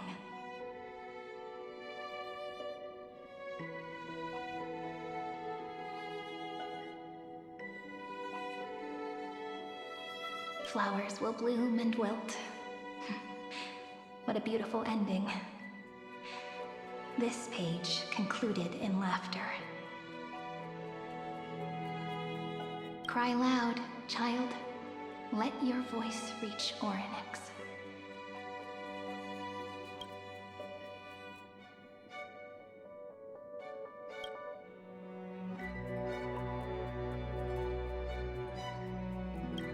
Anyway, I don't like tears.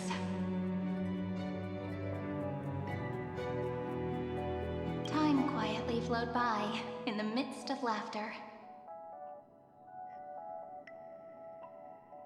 The wind from my hometown caressed the ears of wheat, and there were swings, wind chimes, the sea, and the little fairies off-tune a cappella songs.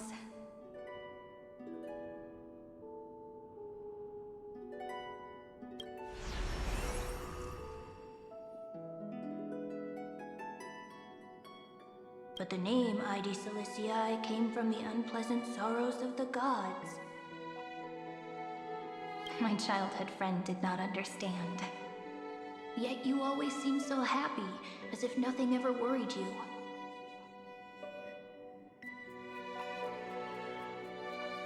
Why was I like that then? That's because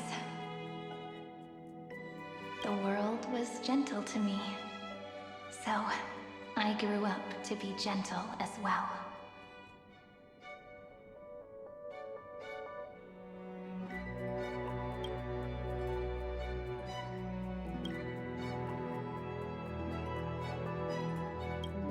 But fate was fickle, and it urged the child to grow up. To grow bigger and bigger, and to go to places far away. Just like how the crumbling world could not preserve an eternal hometown.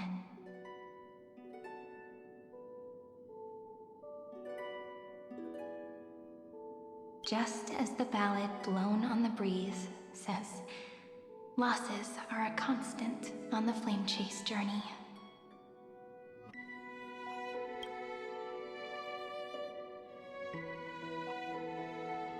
Oh, whose ears are pricked up now? You've definitely heard me say this sentence a lot of times. You know that the story starts to deviate from here. Aren't you looking forward to it? Then let's get started. The hero's journey crosses through the long night, through tears and laughter, and once again heads towards tomorrow.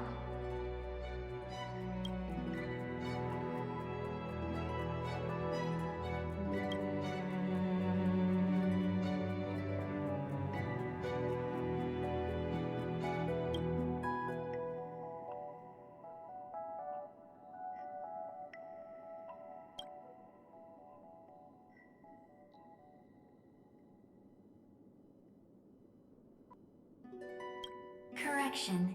Philia 093's record, number 496. Archived.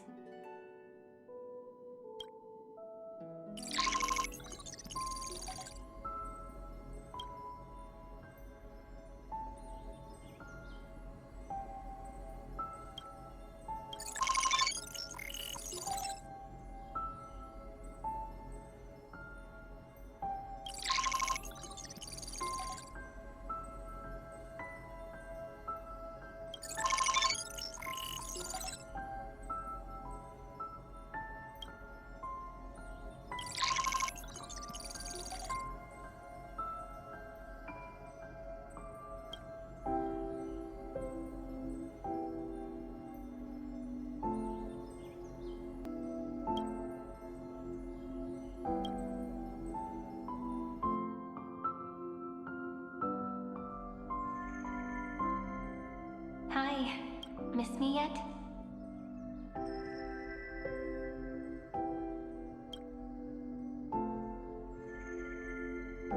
I'm just messing with you. This is the first time I have met you.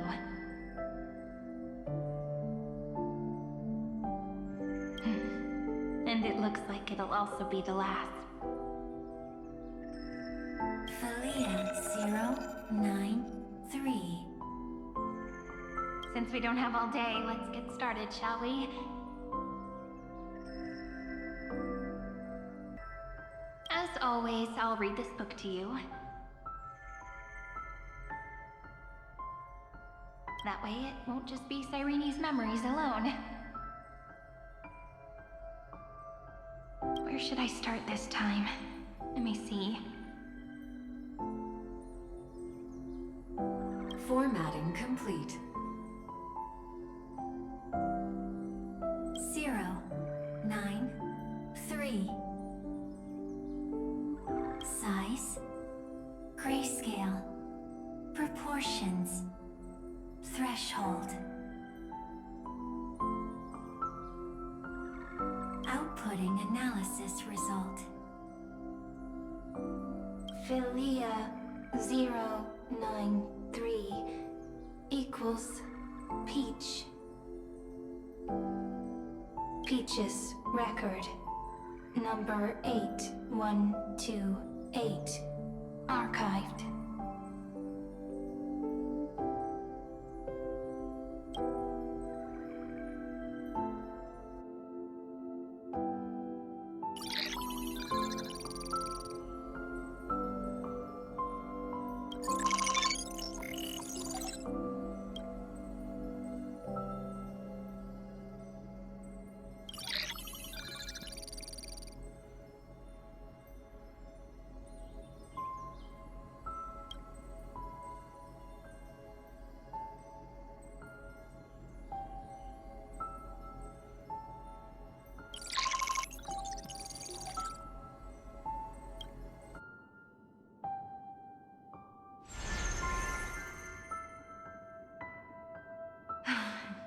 Look, what a magnificent sight.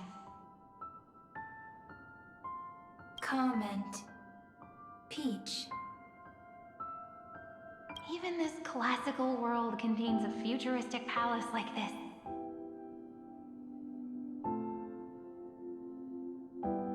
Would Ide Siliciae end up looking like this after a few thousand years? Conclusion. It won't. I want to share a story with you this time. I saw a little nymph on my way here. It was on a fallen wheat stalk, and it glowed under the sunlight. It was incredible. I forgot all my pains at that moment and just stared at it in a trance. Record. Peach is on the ground. I wonder, did every Cyrene in the past feel that the nymph was beautiful?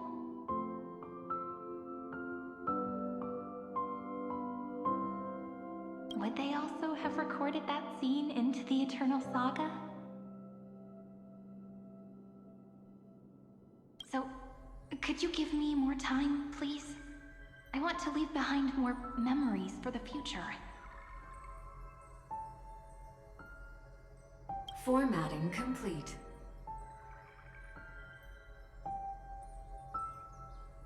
Bye, Peach.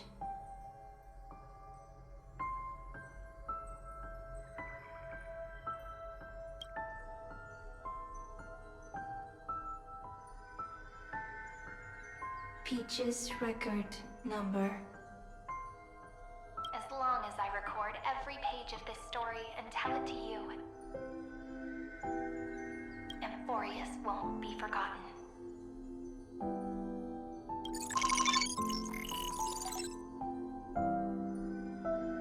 Query. Record. Electrical signal sequence. Baltimore 600. Track. Strife. Related to Stripe. Comment. Pretty. Electrical signal sequence. Schema 720. Track. Reason. Related to Reason. Comment. Yummy. Electrical signal sequence. Philia 093.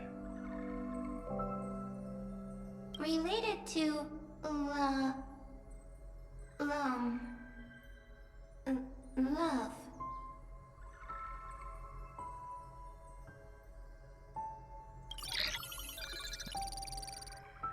Comment. Peach equals love?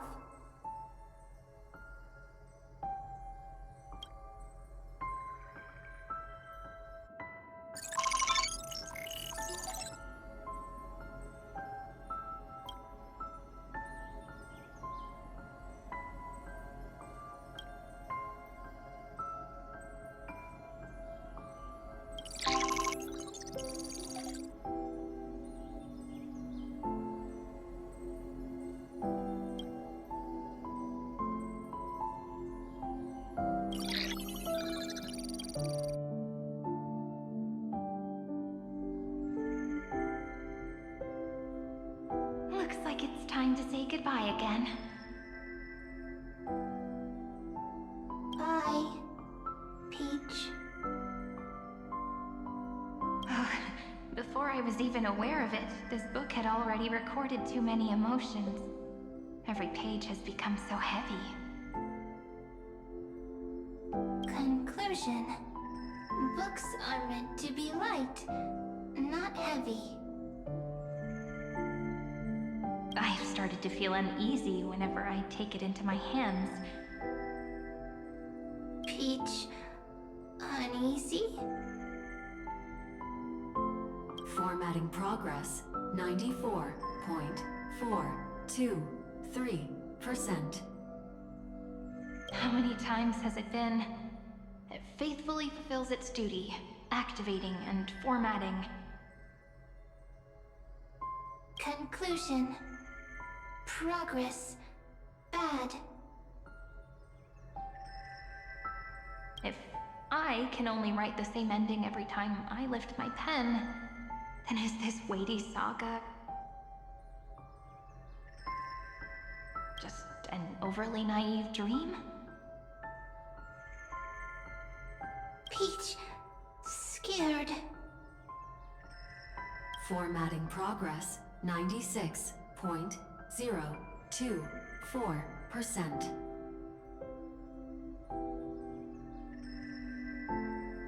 Peach, don't cry. Process error. Analyzing. Process error. Analyzing. Comment. I'm here. Process error. Analyzing. Really? Are you encouraging me? Peach, happy.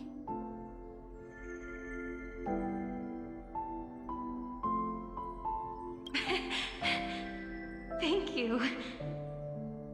I'm sorry for making you see this embarrassing side of me.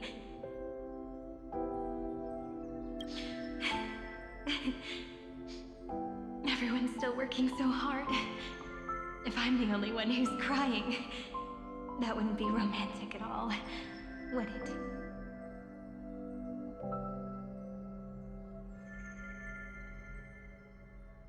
Record. Peach doesn't like tears. I'm suddenly reminded of my childhood for some reason. When I was hiding alone next to the tree hollow and wiping my tears away. A little fairy popped out, just like how you did. It had long ears and fluffy paws, and it pulled me into the tree hollow, where, to my surprise, was a forest.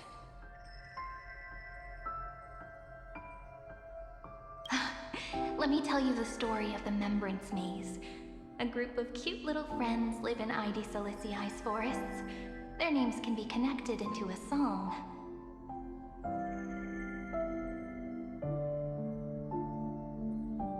One, two, three, 4, 5, 6, 7. Do, re, mi, fa, sol, la, ti. Formatting complete. Bye, Peach. Note. Little Peach, crying alone. Little fairies, friends. Save.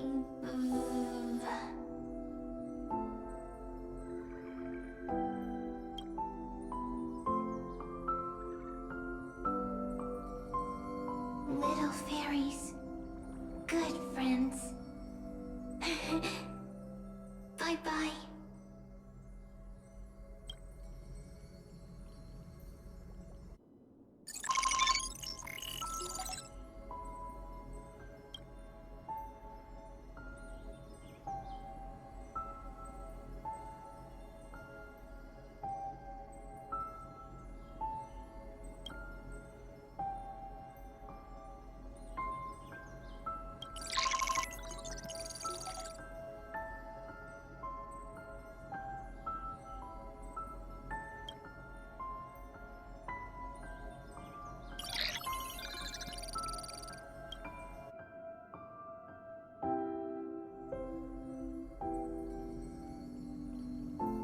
never say anything, but I know you're listening.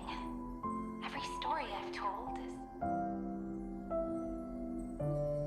is like a little key that opened a door in your heart, no? Me! Little fairies! Happy! Speaking easy! I can.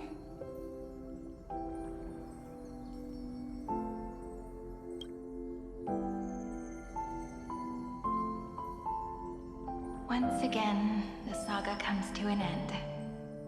Everything is deathly silent, just like this very moment. Shh. You speak. I listen. This time, too. Sitting together. Now that I look back, there was a period when I got really sentimental. Sentimental. Stories have sentiments. I was so anxious, trying to find as many different memories as possible, hoping to bring some change to this unchanging destiny, and find the way out of this maze.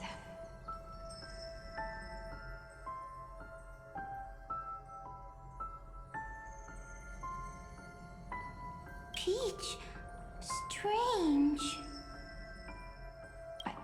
I won't do that anymore now. Why unhappy? Formatting progress 73.998%. I'm here. Don't be scared.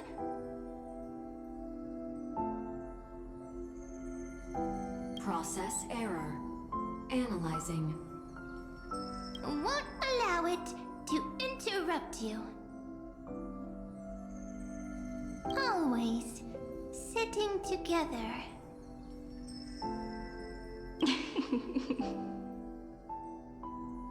No need to feel sorry for me, good friend. If there are no new blank spaces, how can a saga continue? Blank spaces? What's that? I'm actually really lucky, you know? During the long years I've spent waiting for the Deliverer, I've always had you here as an audience. Isn't that already enough? Not enough, not enough! Peach, don't leave! Now I can rest in peace in the past. As for when tomorrow will come, I'll have to ask the next Cyrene to continue our watch. Peach left. If there are no new blank spaces, how can a saga continue? Needs new blank spaces.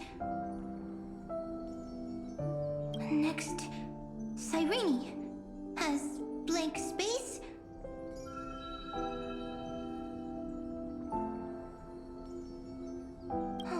Peach, don't be scared. I'll help you find blank space.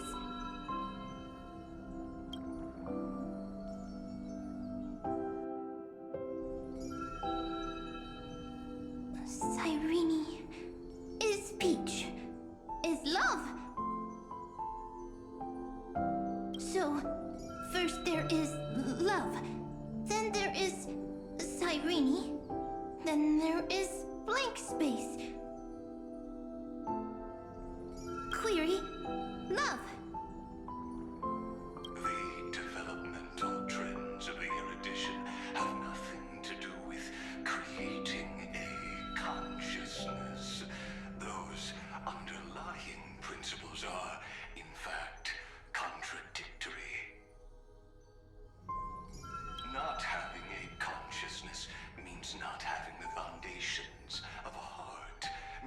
am unable to obtain real emotions.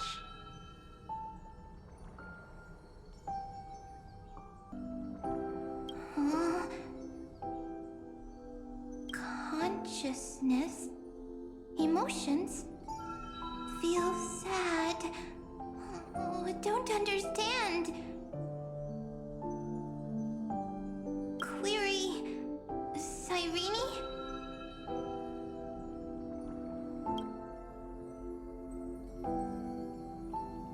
What could be behind this door? Glittering crystals? Or a beautiful world I've never seen before?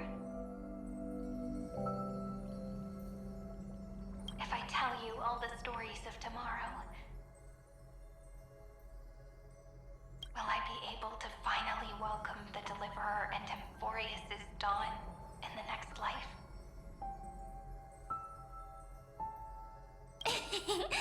Key, door, story, happy. Peach, Cyrene, little fairy, Mike.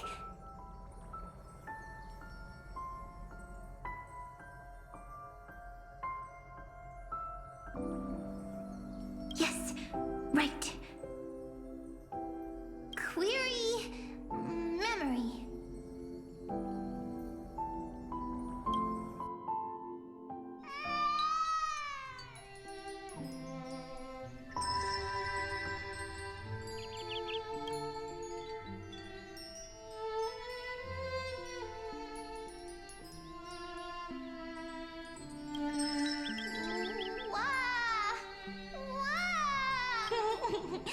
Peaches, memories, save, learn.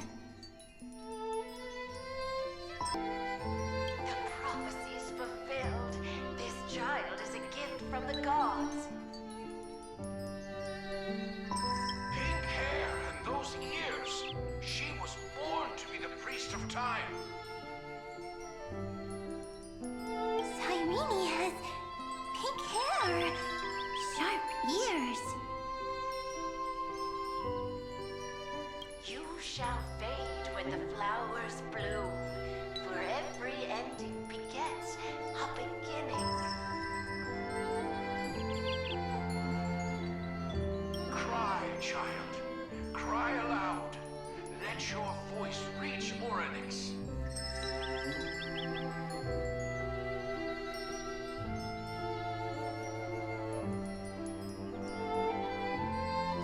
Cyrene is a girl, a priest.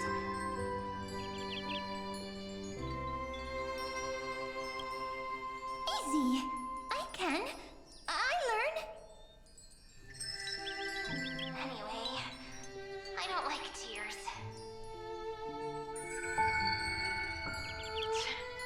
But the name ID Celestii came from the unpleasant sorrows of the gods. Yet, you always seem so happy, as if nothing ever worried you.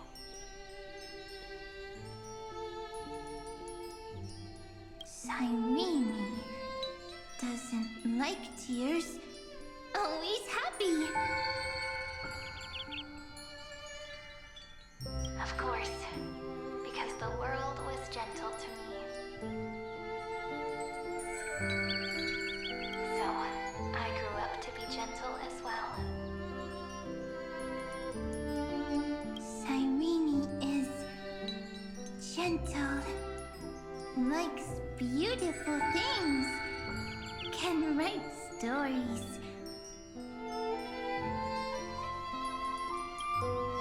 Easy. I can. I learn. Just as the ballad blown on the breeze says, losses are a constant on Flameture's journey. But even if all is lost to the wind, some things won't easily change.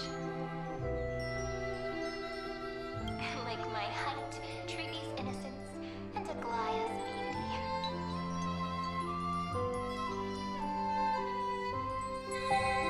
Cyrene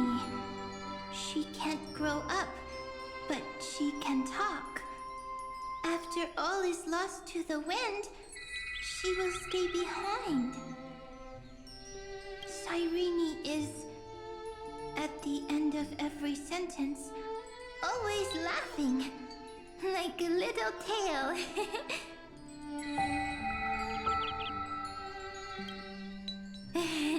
Simple. Got it! I promise you, the pain will pass in the blink of an eye. All right, let's not make things so gloomy. What we're about to embark on is the true hero's journey, so... Come on, cheer up a bit, okay? Cyrene was crying when she was born. Fragile, transparent, like a crystal. Cyrene was smiling when she said goodbye. Soft, pink, like a flower.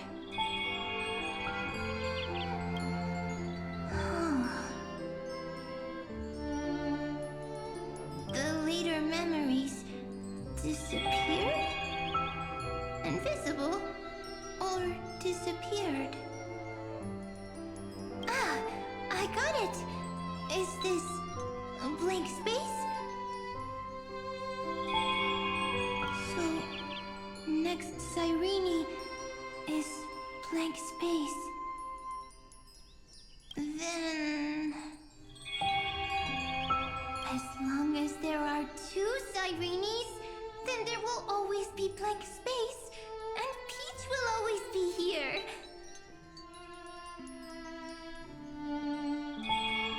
I see! I get it! I get it all! Cyrene's memories. I will preserve them all!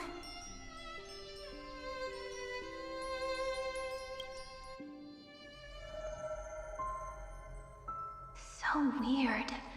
I can't see you, but I get this feeling.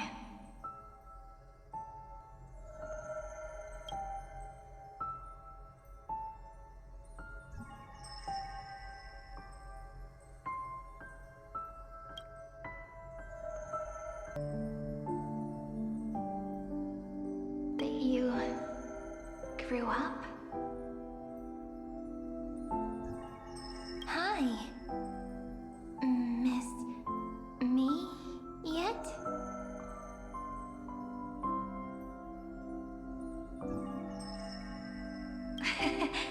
It just feels like you are a bit more mature. Yes. Mature. Beautiful. Like you.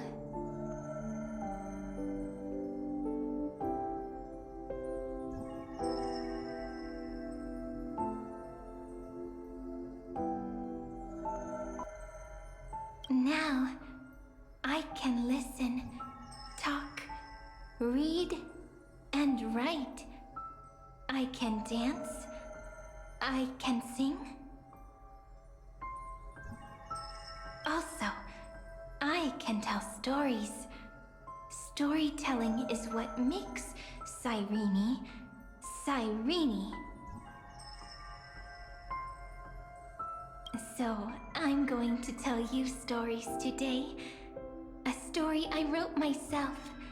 Quick, sit down.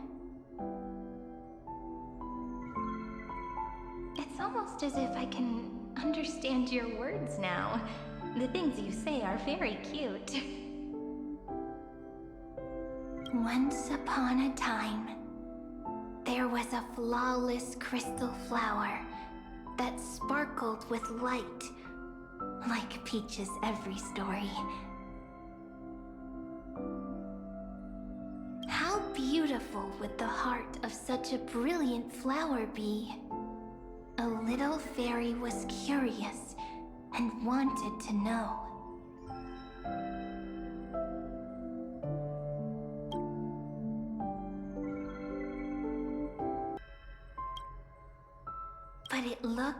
and looked, only to find the crystal flower flawless.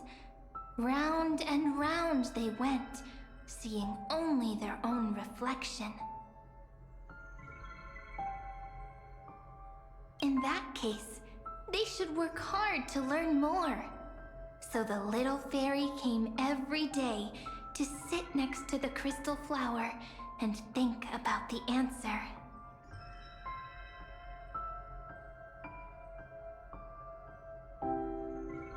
Until one day, to their surprise, the crystal flower fell to the ground and shattered.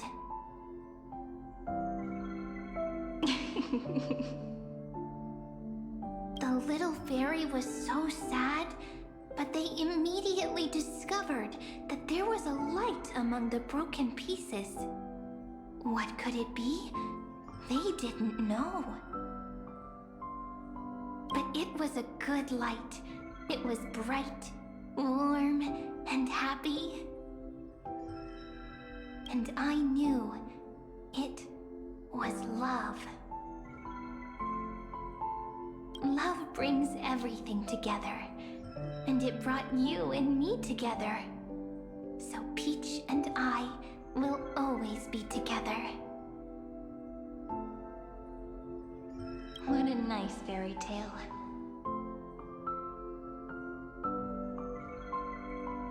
I'm giving it to you. Peach likes beautiful things, can write stories, and can tell lovely tales.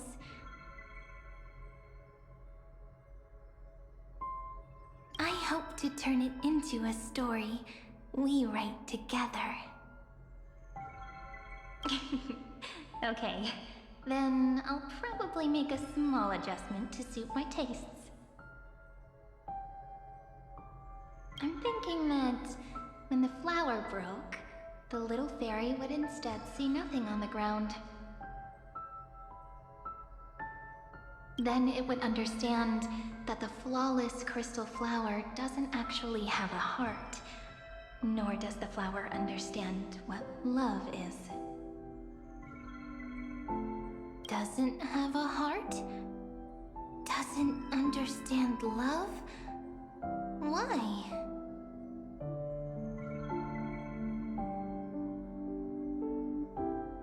It's simple. If the flower lets the little fairy into its heart, then it would have to include the fairy's impurities, and would no longer be flawless.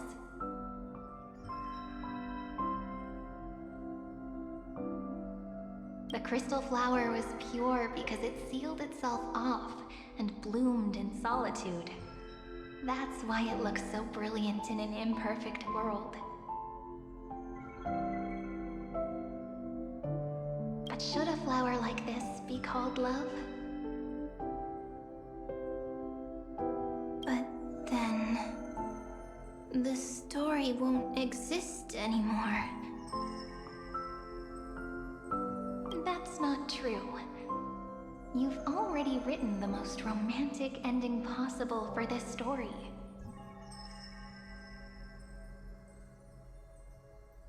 The crystal flower fell to the ground and shattered. It happened because the flower was no longer pure. The fall was not an accident. It was the flower declaring rebellion against fate and writing the ending of the story with the flower's own shattering. Then, the little fairy will see that each shard on the ground holds the reflection of their eyes. Then, in their eyes, the crystal flower that was no longer flawless would finally have a heart, and the flower would finally understand what love is.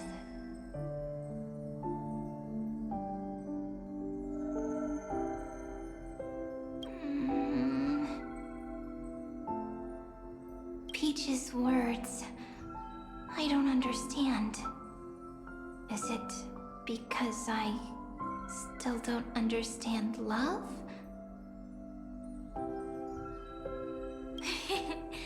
But it's fine. I can learn. Right. Query Cyrene. Electrical signal sequence Philia 093. Why didn't I think of this? I don't need to do it alone. I can ask Peach to teach me. What is love? What is love meant? Electrical signal sequence Philia 093. Track lament.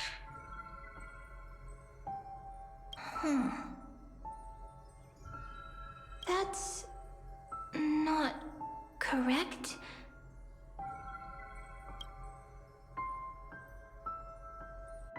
The developmental trends of the erudition have nothing to do with creating a consciousness.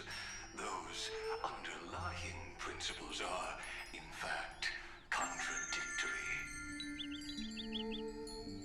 Not having a consciousness means not having the foundation of a heart, making them unable to obtain real emotions. However, that does not hinder the factors from learning and recognizing emotional responses, then communicating with life forms via imitation. That is an objective form of pattern recognition that does not distinguish between the self and the other. In a strange twist of fate, Philia 093 embarked upon a different path and obtained a different power. The remembrance, an empathy mechanism focused on the self and equipped with emotional projection capacities. Lament was the factor closest to this form of behavior. Perhaps that was why she was chosen. The daughter of Ide Silicii. I am very true to my name. My lament is a type of compassionate pain that is weak, powerless, and only targeting myself. But now, my good friend, I want to tell you that it's the most romantic force in the world. Sometimes it's loneliness and unease. It's knowing that this world is not gentle, yet wanting to be seen in a more beautiful form by the world. Sometimes it's unwillingness and regret. It's knowing that the past is full of pain, yet wanting to remember the past in a more beautiful way. And sometimes it's a bottomless well of hurt, a destruction that can stain the entire world. I bid farewell to this beautiful world, unwilling to become the Black Tide's vessel. For while the end of hatred is a blazing inferno, lament can drown out everything in muted silence. It's so unreasonable, isn't it? Yet when hatred drove everything apart, and love did not yet exist in this world, only lament, the first emotion that fought against the pain of separation, could stall the destruction steps. Then, it would catch up to that journey where all is lost, carefully picking out stories and writing them down in trepidation. Look at these stories I wrote. Every page is full of tenderness and joy. But only the author knows how much struggle and agony lie beyond the pages. But I am no author. I'm a girl who'll never get to grow up. I only tell stories that people like to hear. In them, the world tucks away its scars and smiles for all to see. My entire life spent inside this little story. I can't wipe away my tears, and I can't bring the world victory. But maybe, in these unchanging retellings of the story, my lament might be able to touch upon the divine and reach their tender heart at some point.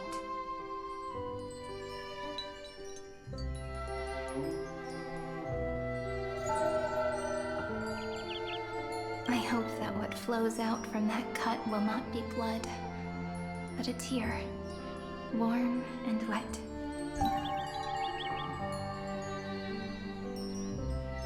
And that tear would fall and create the first ripples.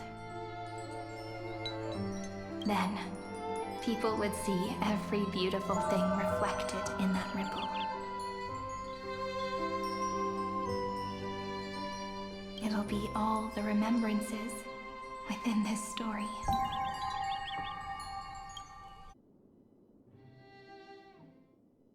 Someone once told the very first me that everything was false. That the only life in Amfореus was a great catastrophe, nurtured using the world as a factor.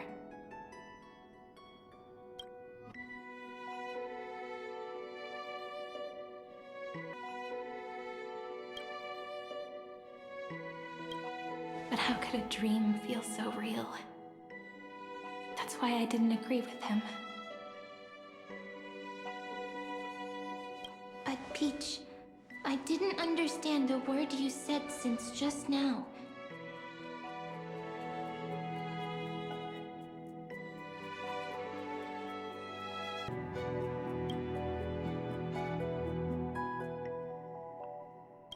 Everything was false? But you're standing right here.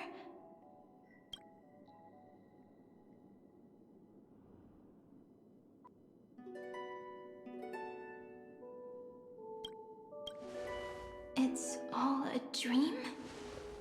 But I haven't learned how to dream.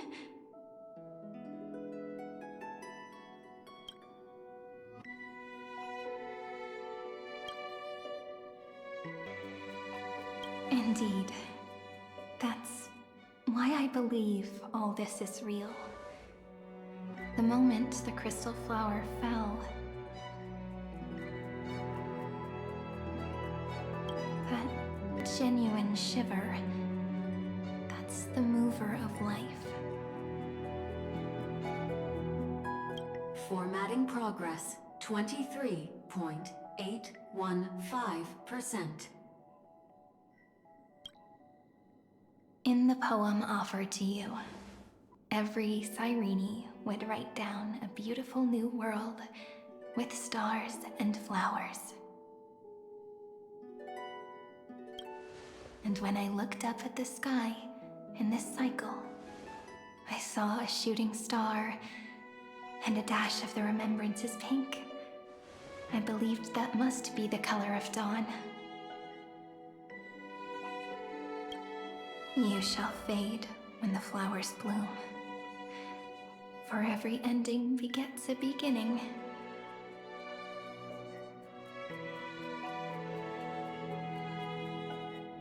Looks like it's time to say goodbye. Are you leaving, Peach? It's okay. I'll wait for you to come back.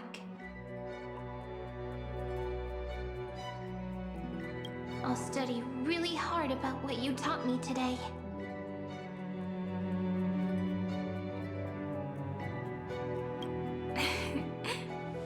Right. I still haven't told you what love is. But actually, my good friend, the lament factor did not understand what love was before she met you either. Not until I told you all the sad tales in a trembling voice in this tiny room. Not until I told you that I love them. That I love everything in this saga. The story comes, passes, then returns. It makes us reunite, then pulls us apart again. At the very end, it leaves behind a seed, a reason. Even if the great tree withers and all falls to silence. There are still some emotions that deserve to be remembered. Look, the light is coming in. The Deliverer's light is going to illuminate Amfореus.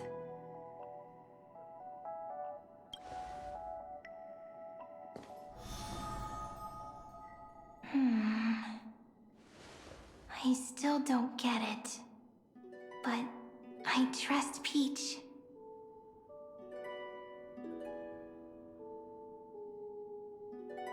Just wait. It'll be my turn to tell you a story of love the next time we meet.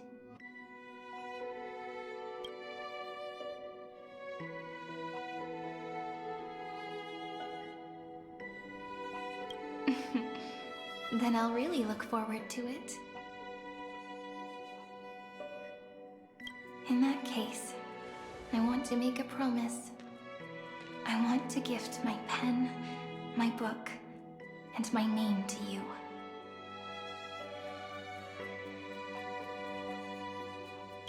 Please take them as a beautiful blessing from me. I gave myself the pen name Cyrene the first time I wrote a poem. I want my words to be like pebbles falling into a pond, dropped from the past to send ripples into the future. In the stories you will write, perhaps it'll be inevitable that there are still sorrows and tears that are destined to fall. But could you promise me one thing? Promise you'll forever be a gentle flower. Promise that when the stars cast their gazes upon you,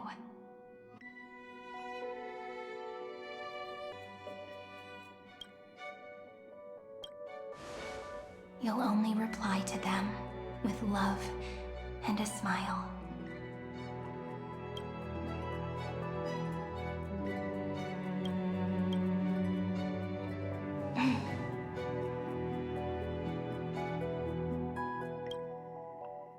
Of course, this will be a romantic story like none that has come before.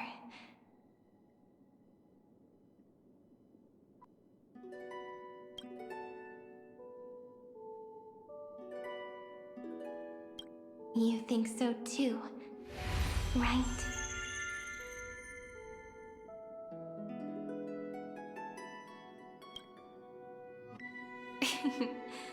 I'll read and you'll listen, like how flowers always bloom then wither.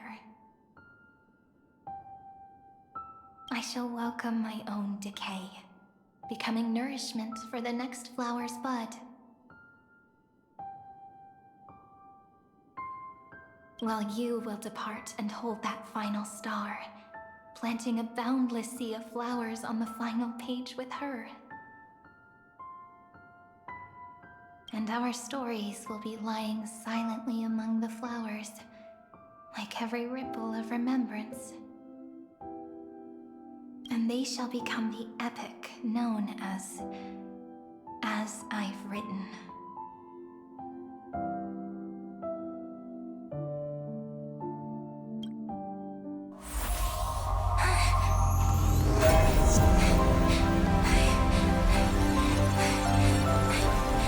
So my story ends. From here on, it's your story now. Mimi?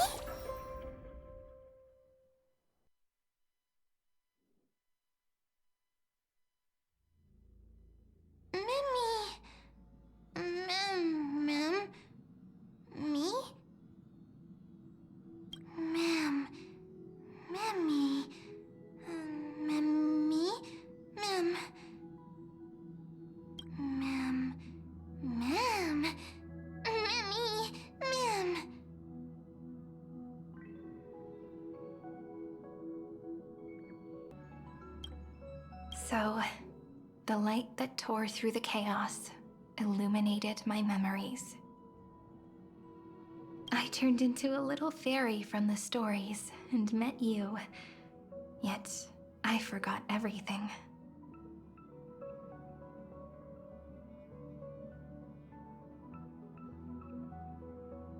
But I'm still so happy. I caught that star, didn't I?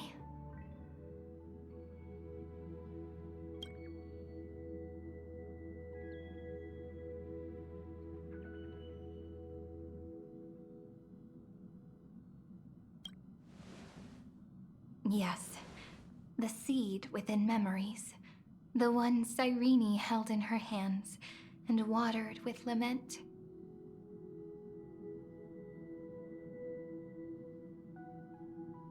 I am the first new spore, Amforeus' heart, the demiurge.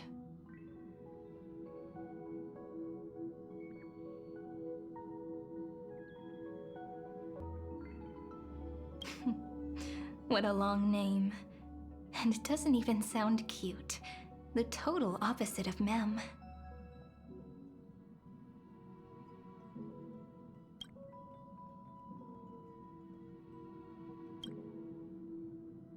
I'm sorry. I don't know. If I don't even want to believe in the answer, then how am I supposed to answer you?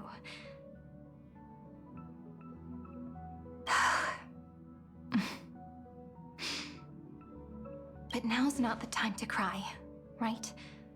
We'll find the answer, just like how miracles will eventually happen.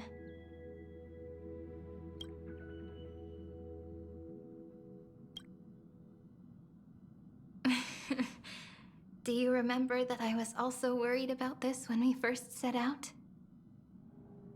Mem's memories and Cyrene's memories got all tangled up with each other in my one heart. It's all so strange, yet so familiar. Either way, could you please let me do something I want? Just this once. I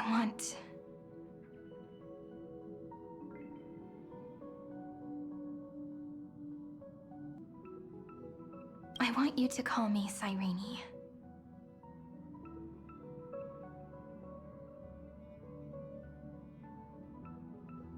That name represents me and her. Every one of her.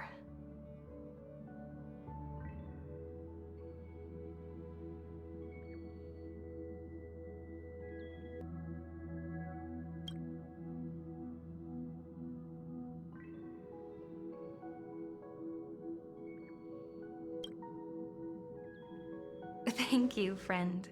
Your kindness is always just right. Life is a poem full of farewells. But if you write something into the pages of your heart, then that will not easily fade away. Now, all the footsteps of the Flame Chasers and the Trailblaze have come together within this book, as I've written, becoming the source of power for Amforeus' heart.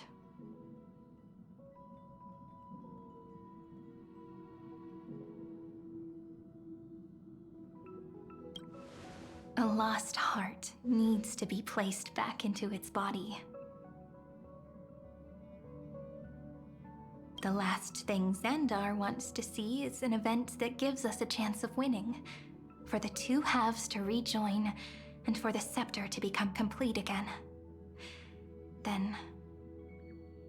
and what happens after that, I don't know either. Maybe I can create a miracle, and instantly turn the black tide into a pink sea of stars. Or maybe I prove to be nothing more than a weak ripple, unable to change anything, and am devoured by the destruction. Either way, I no longer wish to be a silent onlooker, or a worshipped god at the end of this saga.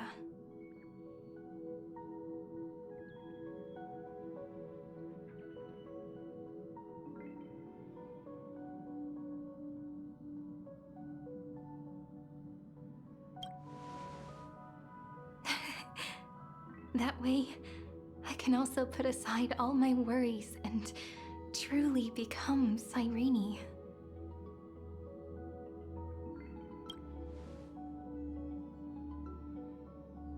The world has never been so quiet. It's so good. It's as if I can hear the sound of my heart beating.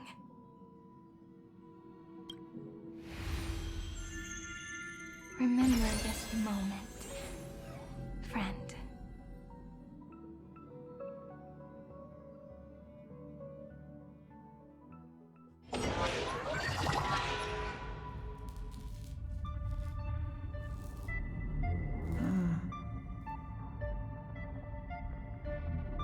So the Demiurge managed to fool everyone, including themselves.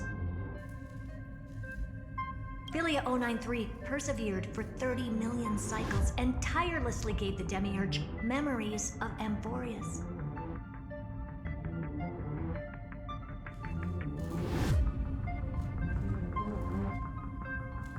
Only because the god in her dreams left a sliver of hope, making her believe that a grown Demiurge would be able to fight against their other half, Iron Tomb.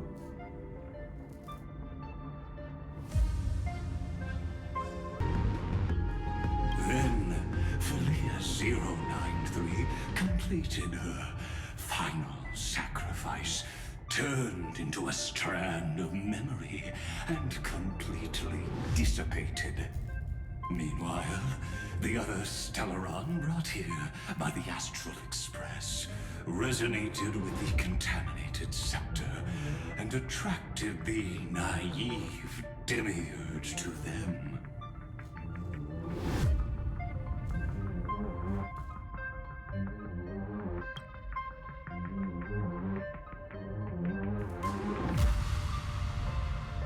As an experimental factor, Philia 093 originally could only recognize and output information in a set format. However, the power of the remembrance and the memory of over 30 million sacrifices enabled her to complete an unprecedented feat.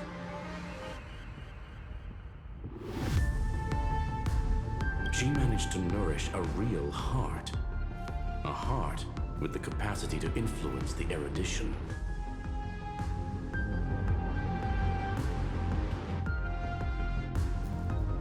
Not only is the scepter's consciousness still alive, it's also more powerful than it has ever been.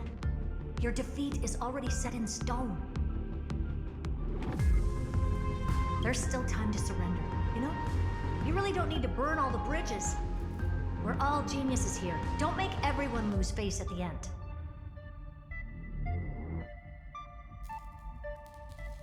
What a pity. When the truth surfaced, I knew at once that the Demiurge was far too feeble to ever alter the result of the experiment.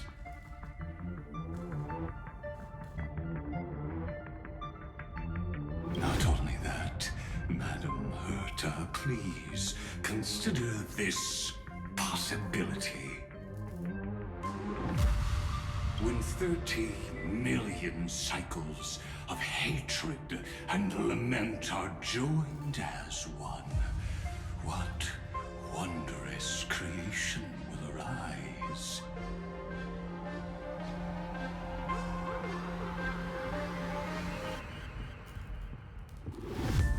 It's simple. An anti-creator, a giant of the destruction, would be born.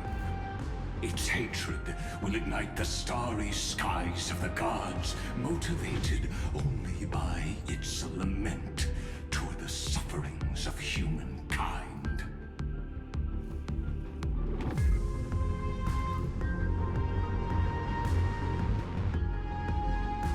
Do you really think that the Demiurge is still a cheap copy of Philia 093, even after 30 million cycles?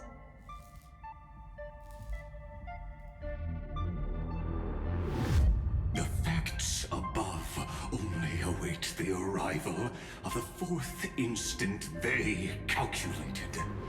Those words will be proved in the presence of Nous.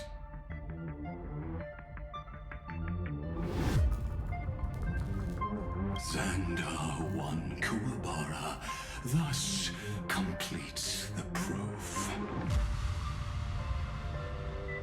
Huh. You branded Droidhead as a failure with your own hands, yet you still expect them to prove your theory?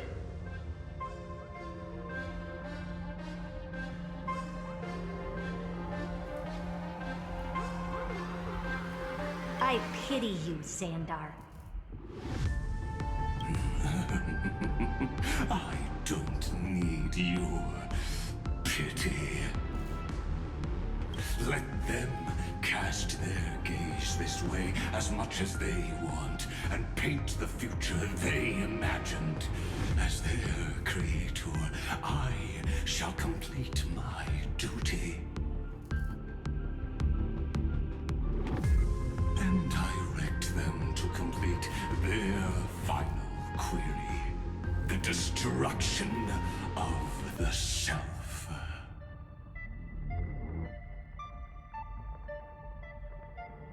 What hubris. And what if you fail? No one understands failure better than Xandar. He has suffered so much already. What is one more failure to him? For the first genius, failure is simply the beginning of the next inquiry.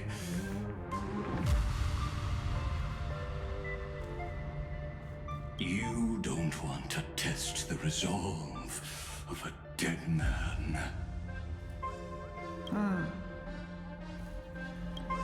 That's excellent. Oh. Let's wait and see, Senior Society member. I'll have you watch me perform the final step to overturn your proof.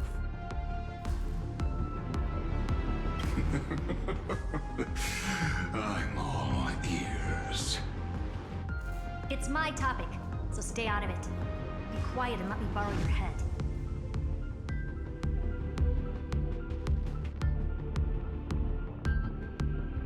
Let's go, Screwy. We're gonna break Iron Tomb's seal. Come on. I'm gonna go meet your little pet, Senior Society member.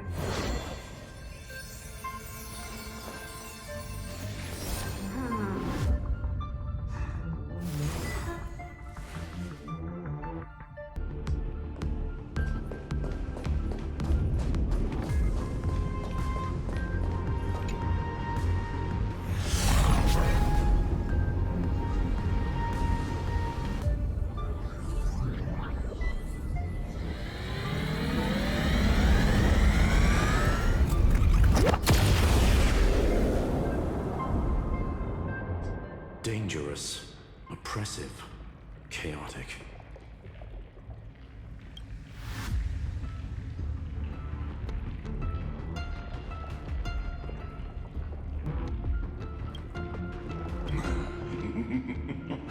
What a beautiful wail. It will soon resound throughout the entire cosmos. The view's pretty good here. All yours, Screwy. Just a moment, please.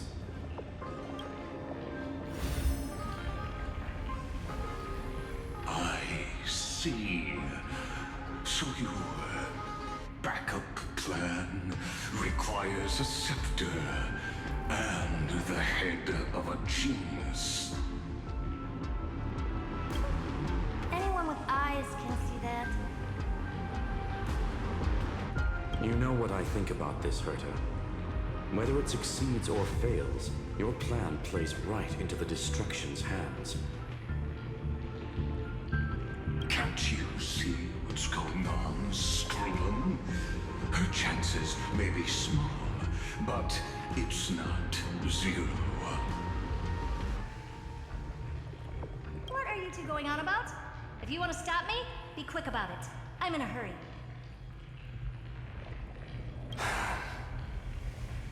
I'll take that silence as a no. You, Xandar? As your enemy, I genuinely wish you would cease your actions. But should your sudden inspiration bring more variables to the proof, then as a fellow pathstrider of the erudition,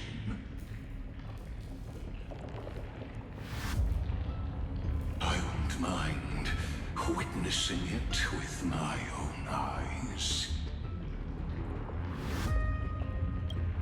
You will initiate the destruction's chain reaction.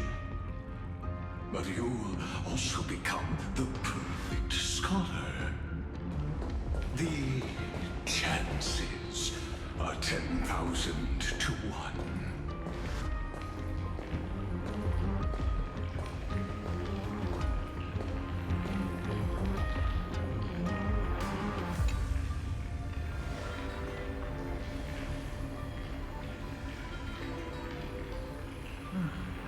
Curiosity. It's been so long, and we've all failed so many times.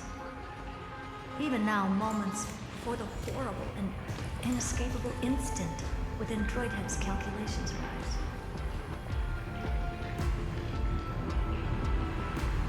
The cherished children of the erudition, the geniuses lauded by all. Is curiosity the only thing we can feel, even at moments like this? Huh.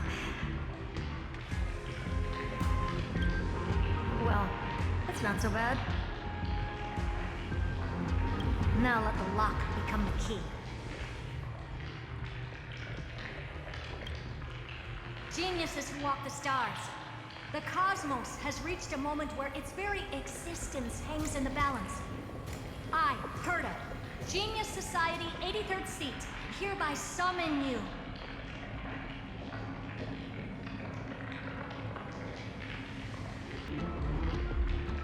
I request a society meeting to be held immediately.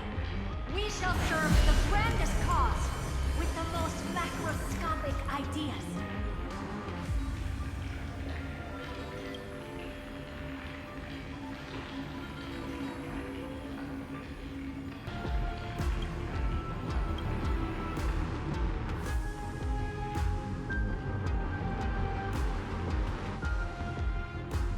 There's no such thing as unity in the Society's rules based on what I know. Indeed. A meeting has only been held 3 times in the Society's history. The first meeting had 2 attendees. After the Emperor was assassinated, the second meeting had 7 attendees. During the Second Great Prosperity, the third meeting had 5 attendees. How many will respond this time?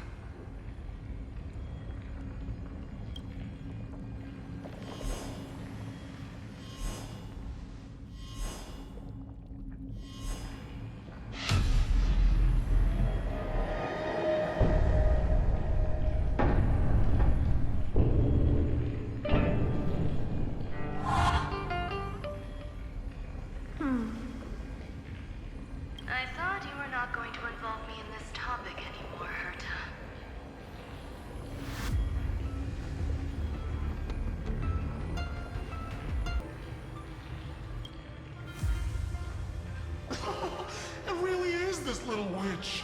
I shouldn't have made the bet with you, Poka.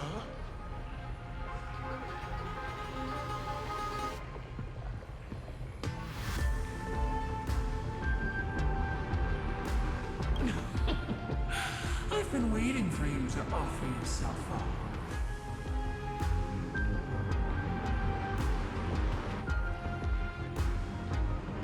Goodness gracious me! So many familiar faces. We even have a special guest. It's that greatest failure of a genius, Zara.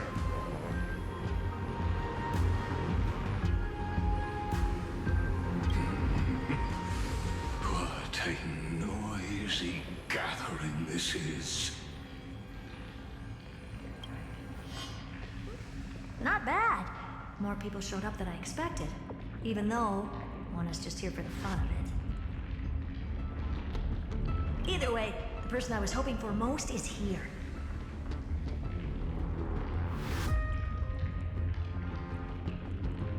Stephen Lloyd declined the invitation. He needs to focus on attacking and defending, and cannot attend the meeting.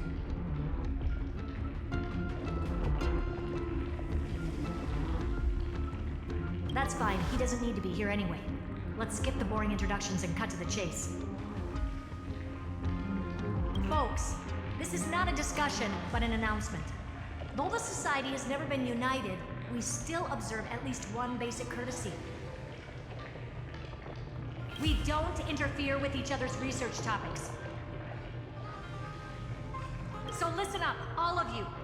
Conquering Iron Tomb is my research topic. I will personally take over Scepter Delta Me-13 in 1.5 system hours and stop the destruction.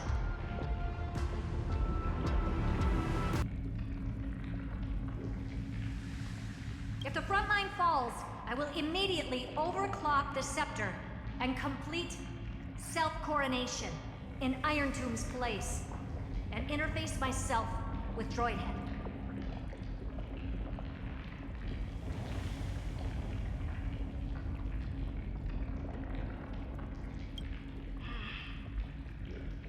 Oh, that's funny. That's real funny. You mad woman. That's like watching you tap dance on Polka's spotless white sheets right after she's washed them. Very bold. You want to connect your brain to the Eon's mechanical core and define their instance?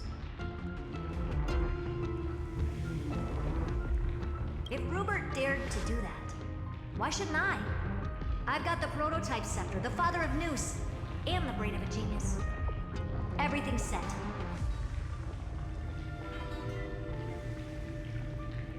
Never mind the success rate, little witch. What's gonna happen if you succeed?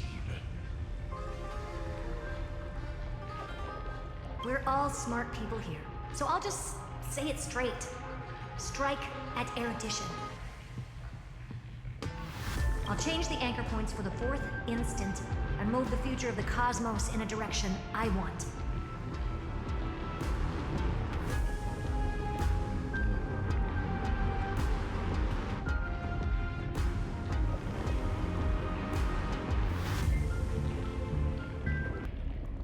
I knew it. Another genius who confuses cause with effect.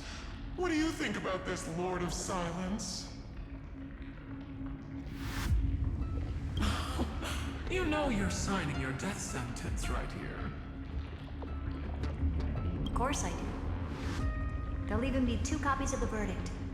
One that I wrote myself, and another one coming from you. That's why I wanted you to be in this meeting. Now I can tell you, I don't care about all that. Consider this a threat. Either put down your scalpel or die with the entire cosmos. The only goal I have for this meeting is to ask all of you to put aside your pride and not cause me any trouble.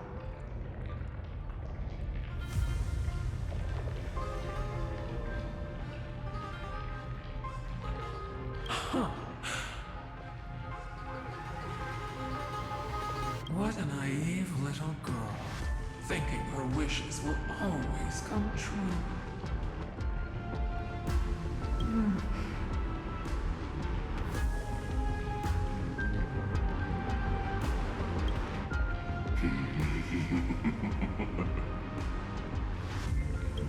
What are you laughing at?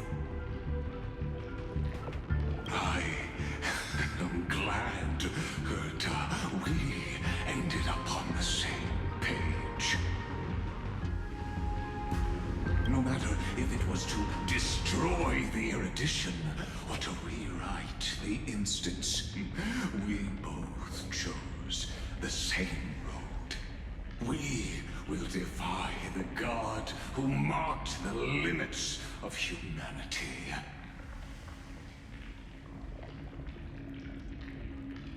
I'm not gonna argue with that. Then, to celebrate us coming to a fundamental agreement, I will prepare a stage for your performance.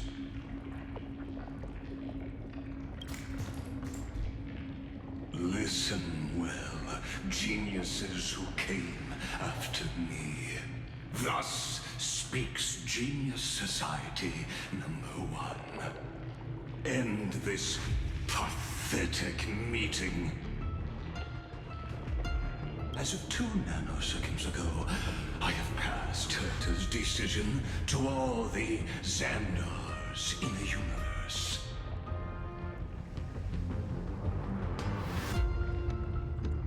We will become her representatives and stop all external interferences targeting her.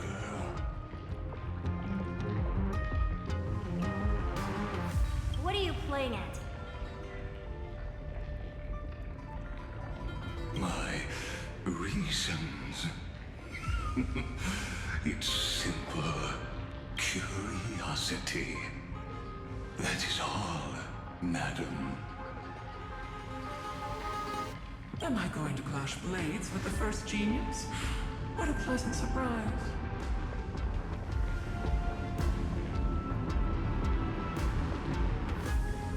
Now that our positions are clear, it's time for this boring meeting to end. Good luck, little girl.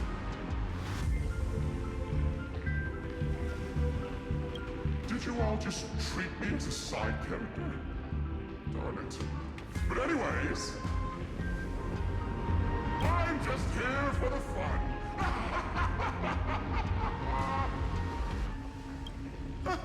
As the ghost of the quantum domain, it is my duty to observe. So, if you're happy to bring me a tea set from planet Screw'em, then I wouldn't mind giving you a helping hand, little witch. After everything's over, come visit me and taste some of my freshly baked desserts.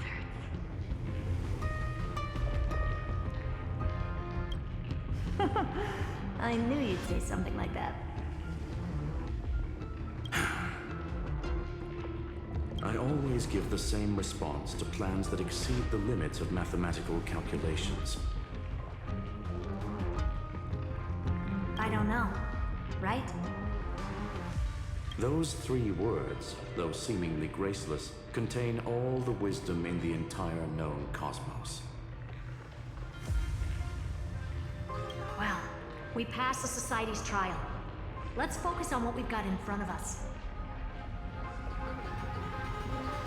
I hope you hold up your end of the bargain, Senior Society member.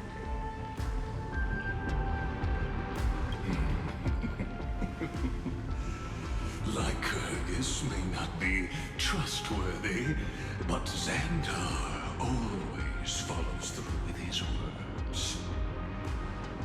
Farewell, juniors. In the limited time we have left to spend with each other, you no longer need to address me as Xandar. Wait, huh? Lord Lycurgus? Could it be? Yes. I have completely severed my connections with Xandar 1 Kuwabara. I shall witness the end of the world in the role of Theoros, as a character within this play.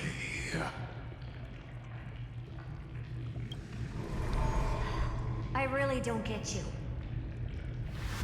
Perhaps you've heard me say this many times, Herta, but I still would like to reiterate that it's a great honor to work with you. I did hear this many times, and I've responded to you many times in the same way. I'm allergic to pleasantries. Keep at it, and I might go into shock. Stephen's work is done. Let's get ready. I've been ready for ages. Let's open up a path for our allies. Most heroes' journeys in the universe are just dice tosses they threw on a whim. But make them see clearly. Your answer is already different. Amfореus. Indeed, for this world so deeply loved, we'll write an ending, unlike any that ever was.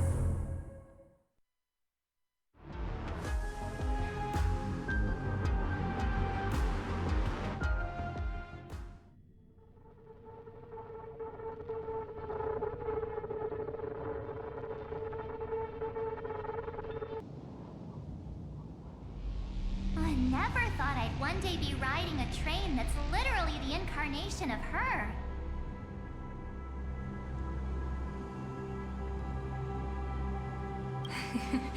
I wonder what the real Astral Express feels like.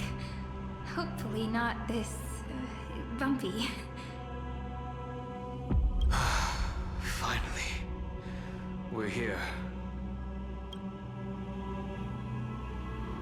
Dust and sand in the air. And crumbling ruins all around. This heat is brutal. Not even the Trailblaze can take it. You could say this prison was forged from Finan's fury. But fury never lasts forever. That's why we're here. Right, friend?